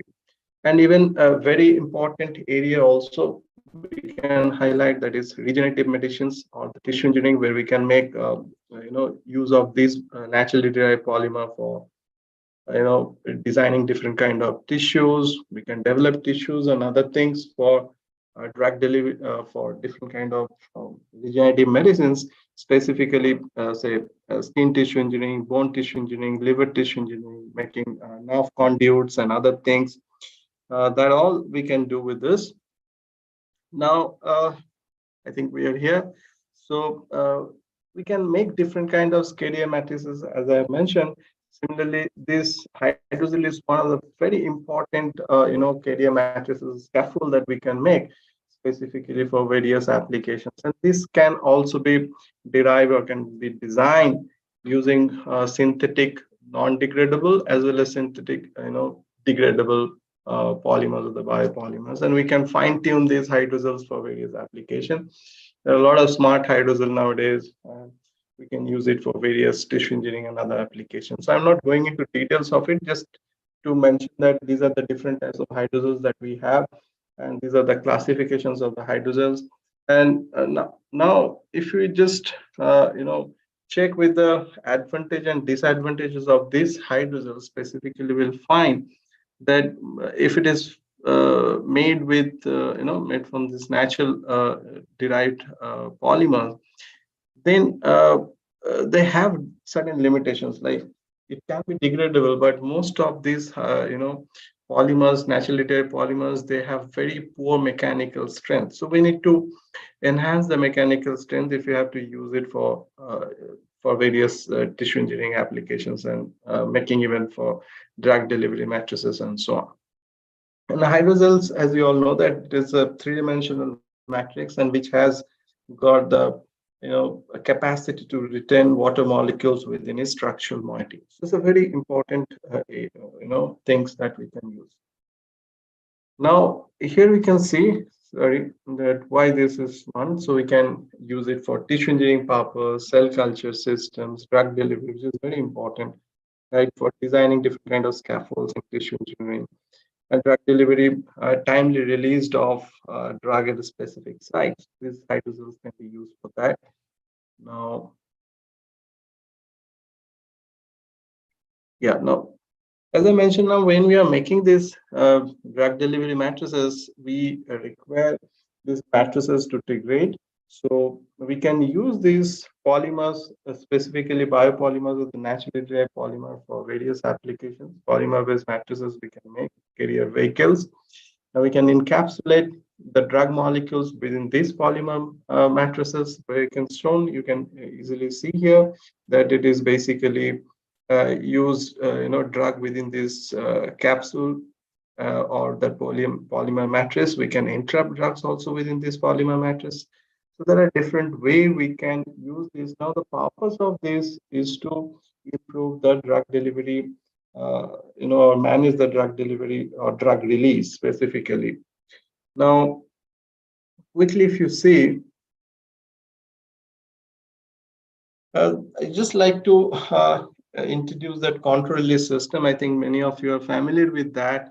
So if you go for the conventional drug release, we require frequent dosing systems.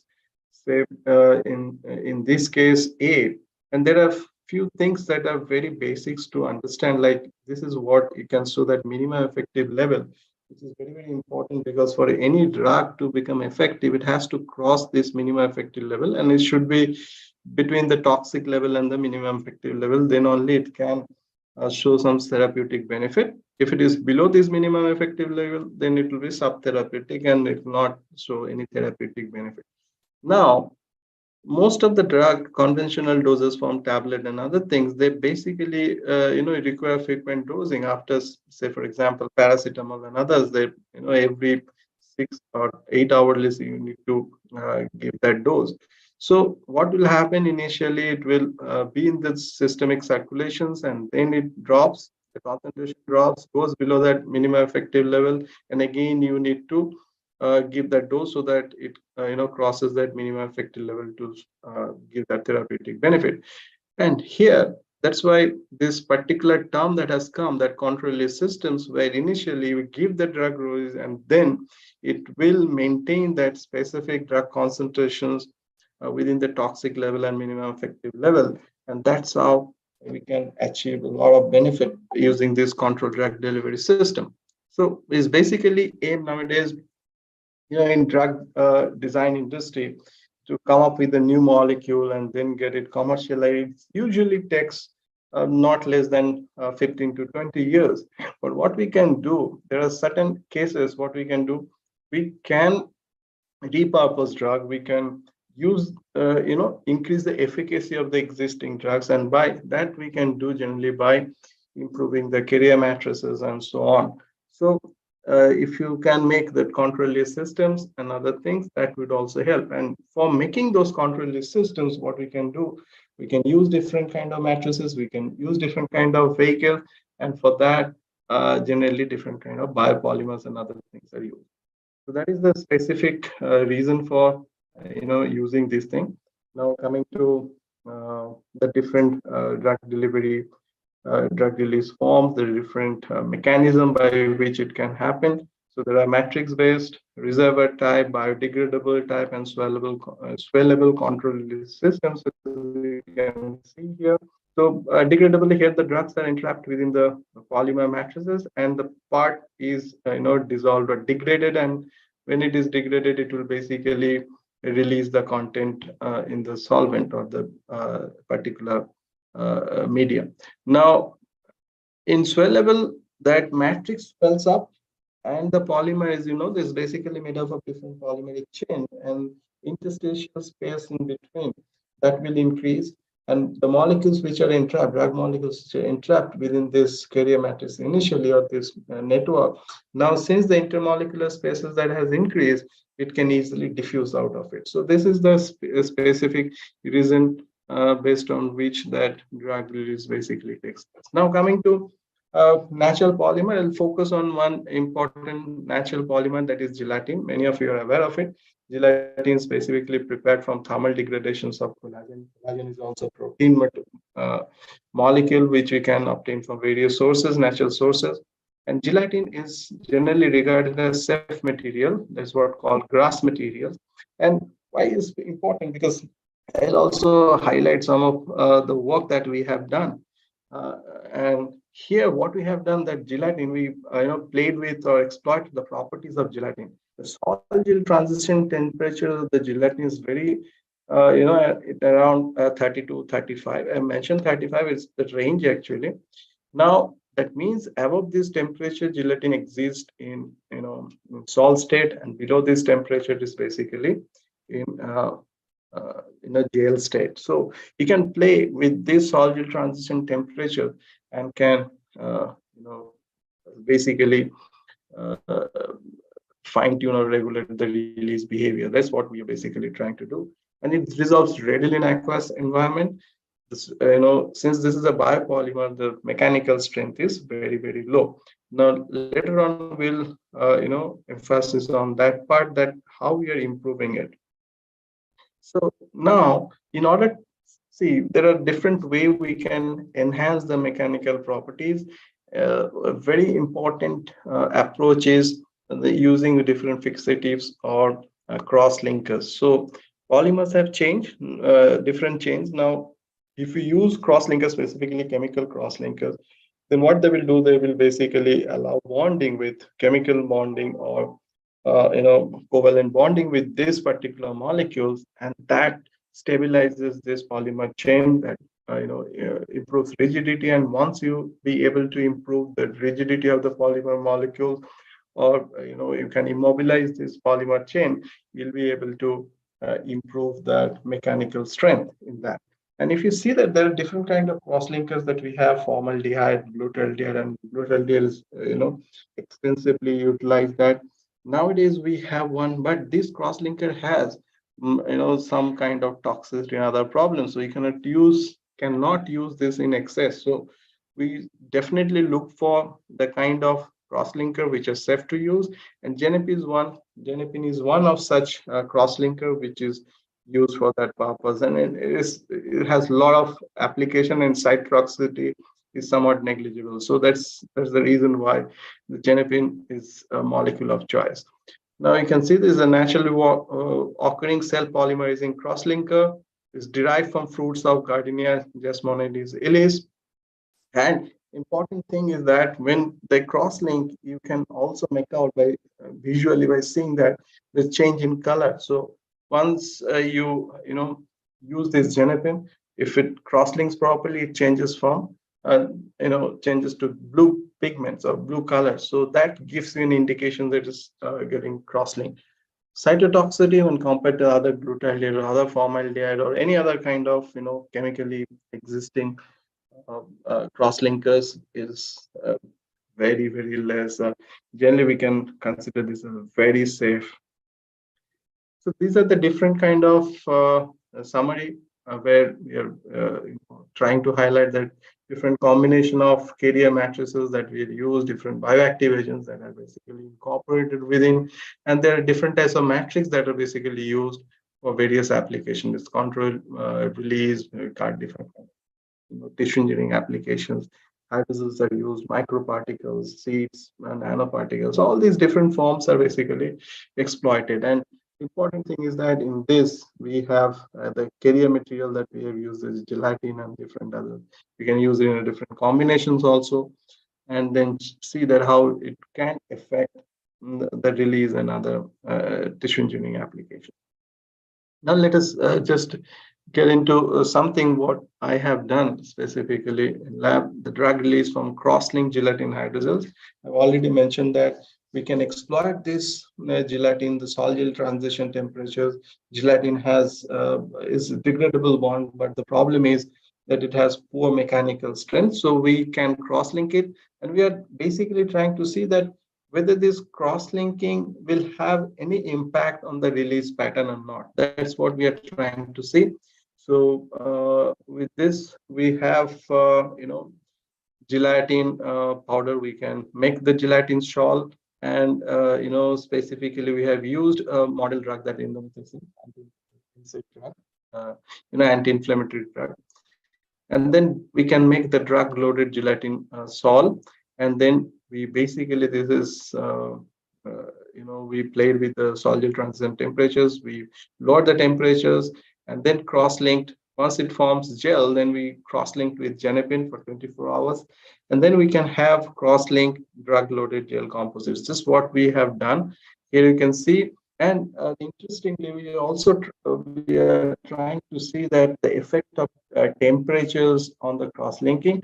Here you can see that this cross-linking was basically carried out at a different temperature, 5 degrees centigrade temperature, 15 degrees centigrade temperatures, and 25 degrees centigrade, because basically at room temperatures, but room temperature also fluctuate based on geographical locations. And also we consider that 25 degrees centigrade temperatures is a constant one. So just trying to compare that how it varies. So you can clearly see here that the gels which are cross-linked at 5 degrees centigrade temperatures is not that blue, right? And here also, if you gradually see that 15 degrees centigrade temperatures also, blue pigment is seen, but it's not that deep. Here in the 25 degrees centigrade temperatures, you have a dark, blue kind of pigments. So this clearly shows that this part has cross-link patterns. So temperature has an effect, and the similar way, if you see that, stereogem microscopic view of these scaffolds, you can see the gels which are cross-linked at higher temperature that has more compact and properly cross-linked. Now we would like to see that whether this cross-linking temperature, varying these cross-linking temperatures, has any impact on the drug release patterns or not. So here you can see that we have actually carried out Hunter color test, where you can see that whiteness index. Higher the whiteness index means it is white, and and that means it is not properly cross-linked. So visually we can see, but we need to also support with Hunter color test that whether this is making any sense or not. So whiteness index, this is how we can measure this or calculate this whiteness index. And as you can see, the gels which are cross-linked at 5 degrees centigrade, here we have a higher whiteness index, and gel which are cross-linked at 25 degrees centigrade. This basically shows that the whiteness index is less. That means it's cross-linked more. But we just want to check with that whether it is properly cross-linked or not. Now we have done that denahydrin assay to support that data, and as you can see here, with increasing cross-linking temperatures, here we have higher cross-linking index. That means 88.01 specifically when it is cross-linked at 25 degrees centigrade. So that means that if you increase the temperature, it has a positive impact, and it can basically ensure higher cross-linking. Similarly, based on Fourier-Lenner cross-linking density that we can calculate using Fourier-Lenner's equations based on swelling. This also, satisfying or supporting the previous data. As you can see here, also the more compactness of this bonding and also the high cross-linking, that is Q. is basically highlighted here at higher cross-linking temperature. Now, this we can see from confocal images that you can see that the gels which are cross-linked at 5 degrees centigrade, these are more, sparsely oriented. And here, as you can go on increasing the cross-linking temperature, the last one here, you can see that gel cross-linked at 25 degrees centigrade, more compact, more rigid. And this is clearly visible from the scaffold structures that we can see under confocal laser scanning microscope. And now we have also carried out, this is the same microscopic data, which specifically gives you that is also supporting this, the previous, results what we have mentioned. Here you can see the gels which are cross-linked at higher cross-linking temperatures, gives you more compact, scaffolding structures, and which we can even, but if you want to do quantitative analysis, there is no such tools which available by which we can specifically carry out that. So we have done some image processing, and image processing will give you some kind of informations, quantitative information that whether the ports are homogeneous or not, whether it, what is the radius of it, I mean, the pore radius and all, everything will be able to extract. And so we have done the image processing using MATLAB, and you can see that we have that data related to radius, area, ferrite diameter, and all. And in all cases, you can see that the radius 25 degrees more compact, and the radius is much less. And we have also done that eccentricity, determine the eccentricity, that length of major axis, length of minor axis, and then find the eccentricity, which gives you this less than 1. So it is ovoid kind of structures, ellipsoidal structures, sorry for that. So you can see that kind of, it's not circular, it's ellipsoidal. So all these quantitative informations will be able to extract from that. Now, we have done the mechanical testing. This is what we have, done with certain modifications. The instrument doesn't have the provisions to do puncture test with this. So we had modified it completely. And then we have determined the holder and other things we have designed of our own. And then we have carried out the test. This is how we have actually designed it. We created a hole, and then we even the holder, so that the gels can be easily placed within this. And when this probe, usually try to penetrate it, we'll be able to get the penetrating. So that means it will pierce or penetrate through this particular gel, and the strength can be recorded. So as you can see here, the control, that means doesn't have any kind of cross-linkers, scaffolds. And then as we can increase the cross-linking temperatures, here we can see that there's a gradual increase in mechanical strength, or the puncture strength. So almost you can see that 4 to 5 times increase in strength, specifically at high cross-linking temperature. So what I'm trying to point out here is that if you can cross-link, you'll be able to improve or enhance the mechanical strength, and that's how you can, be able to, specifically overcome that lacuna that generally we are having with using this naturally derived polymers or the biopolymers. They usually have poor mechanical strength, and the strength is very important thing that we need to consider. So we'll be able to do that. Of swelling ratio, swelling is also important, and we can see the gel cross-linked because of the compactness. They generally so very steady swelling rate for all this. And the drug release, we have done the drug release experiment, and this the schematic representations of the release. As you can see here, gel matrix, we incorporated drug, we cross-linked it, and then put it in a right solvent in vitro release. As you can see that here, the polymer chains that got relaxed by lowering that blast resistant temperatures. And since it got relaxed, the interstitial space between these chains that also become more, you have a larger space here. So the drugs which are initially entrapped within this polymer chain now it can easily diffuse out. So this is a concept behind using this, and this swelling dependent release. So that's what we can see even similar manner when we have freeze dried gelatin matrix. Similar way we can have that. We can create that porous channel within this. Hydrogel can be freeze dried, and we have a scaffold, porous scaffold. And the similar manner we can also have a porous channel through which the drugs can easily come out once put it in the right solvent. So really studied that also satisfy this specifically, as you can see here. Uh, you know, the drug which are cross-linked at high cross-linking temperatures at 25 degrees centigrade, that gives you more steady release. And even we have done that kind of mathematical modeling, which shows that this is mostly Fickian kind of release. And that is what we want to prove, that we'll be able to regulate by regulating cross-linking temperatures and all. We can regulate the matrices, and so that we'll also be able to regulate that release pattern or release behavior. So this is what we have done, and since we intend to use it for clinical applications, obviously we need to check that the material that we use are compatible, and there are different tests by which we'll be able to tell that okay, these materials are compatible. We can go for entity assays, cell morphology, cell cycle analysis, lactate assay. All these are routinely done to just check that the materials are safe to use. So quickly we can look into that part.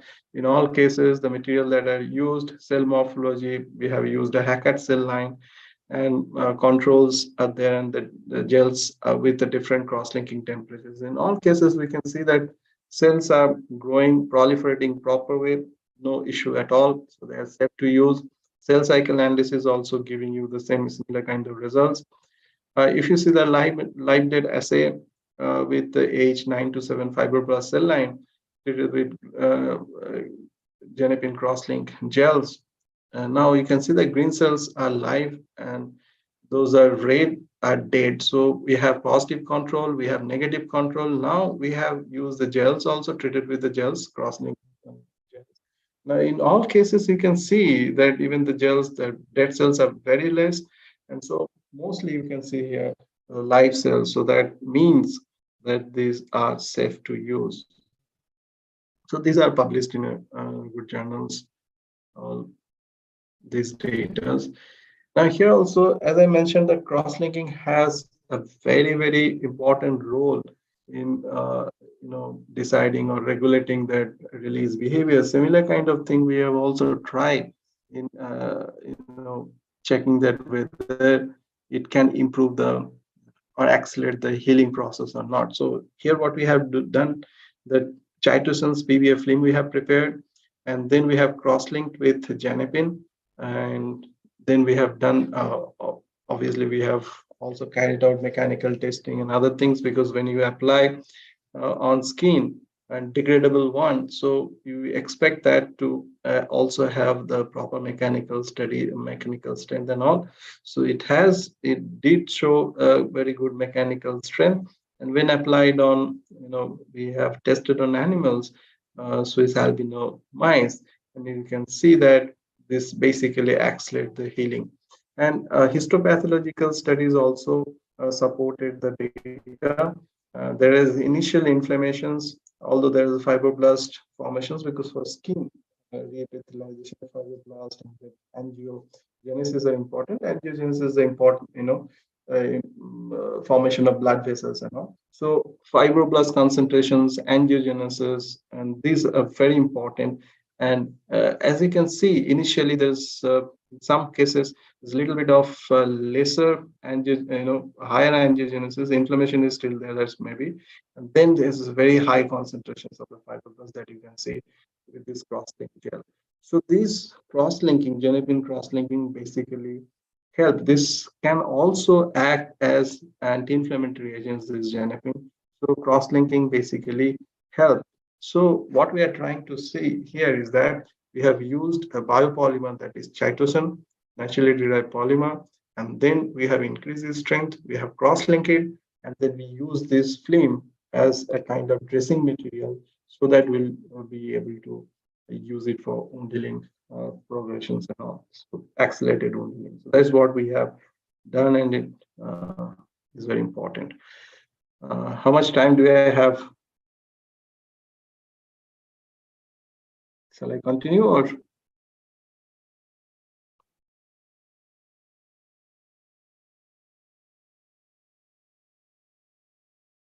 Okay.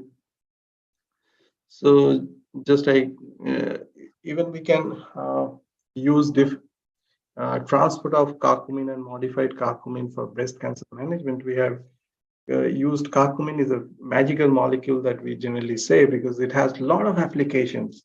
And we have modified curcumin, naturally derived curcumin. It has other issues also, the poor bioavailability, poor aqueous solubility, instability. So we thought of modifying the native molecule itself, specifically chemically modified, and trying to see that whether it has any impact on the cancer management, breast cancer or colon cancer management. So this is our strategy to improve it. Specifically, we have structurally modified the native structure of curcumin, and then we have also encapsulated with suitable nano drug delivery systems so that we'll be able to guide it for site-specific drug delivery.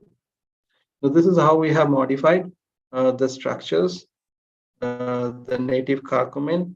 These are the publications that we have based on that. Now we have already have different kind of modified curcumin, and out of this curcumin isoxazole that has better IC50 values.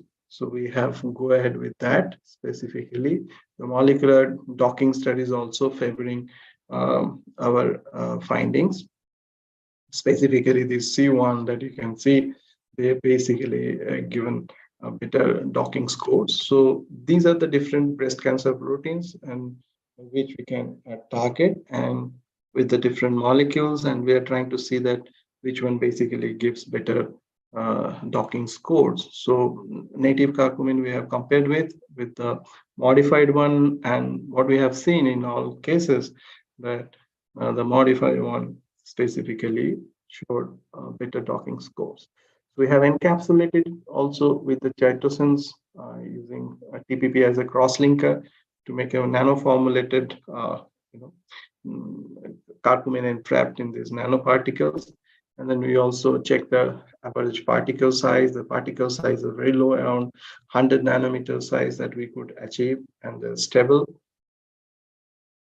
And then we also check that release behavior. This is the encapsulation of curcumin, which can be easily seen on the same data, and it's also used in the release behavior that shows that proper release in acetate buffer and the phosphate buffer.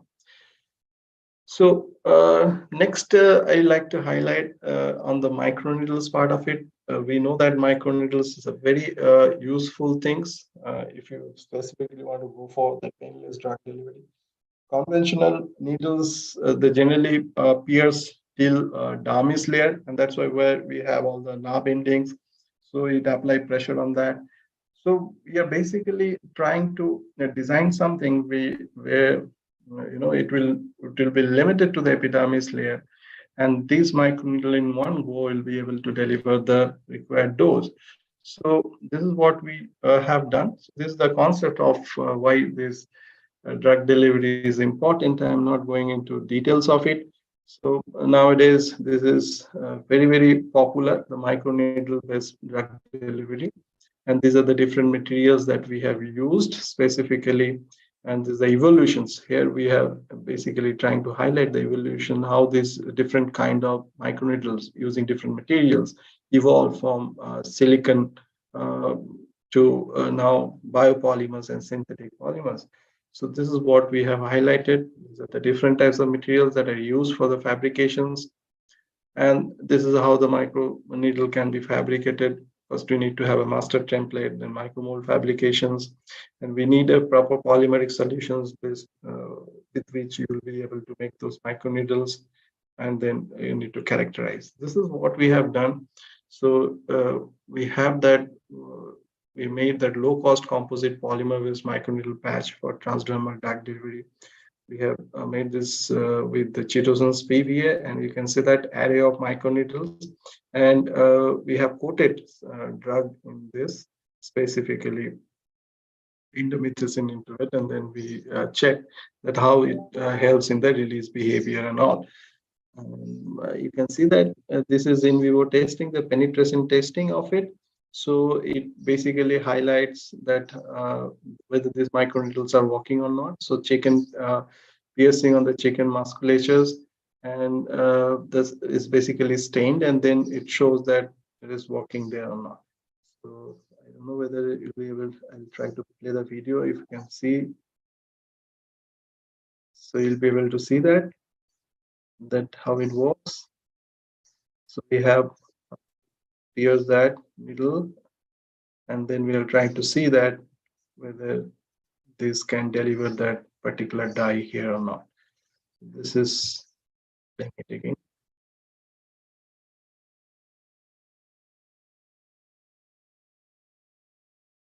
Okay. So that's it. So you'll be these are the acknowledgement of my collaborators and my students, and thank you.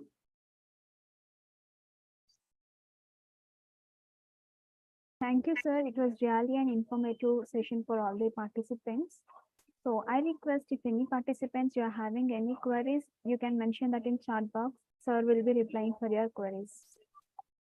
I repeat again, if any one of the participants are having queries regarding this session, you can mention your comments in the chat box.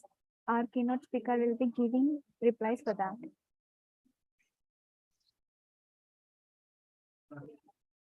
So here are some steps to download your certificate, participation certificate that I have mentioned in the chat box.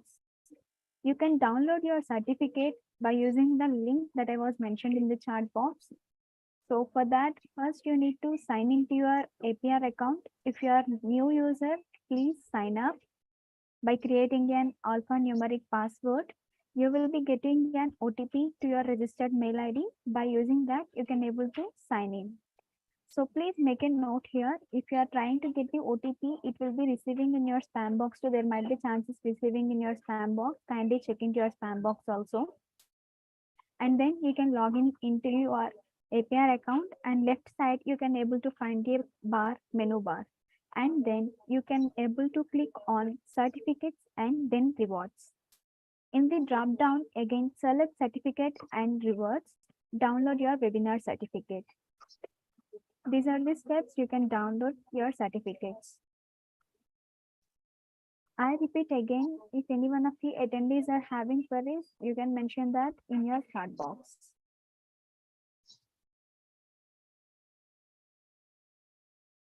I hope everyone is clear with your presentation, sir. Thank you for joining the session today. Thank you. Thank you.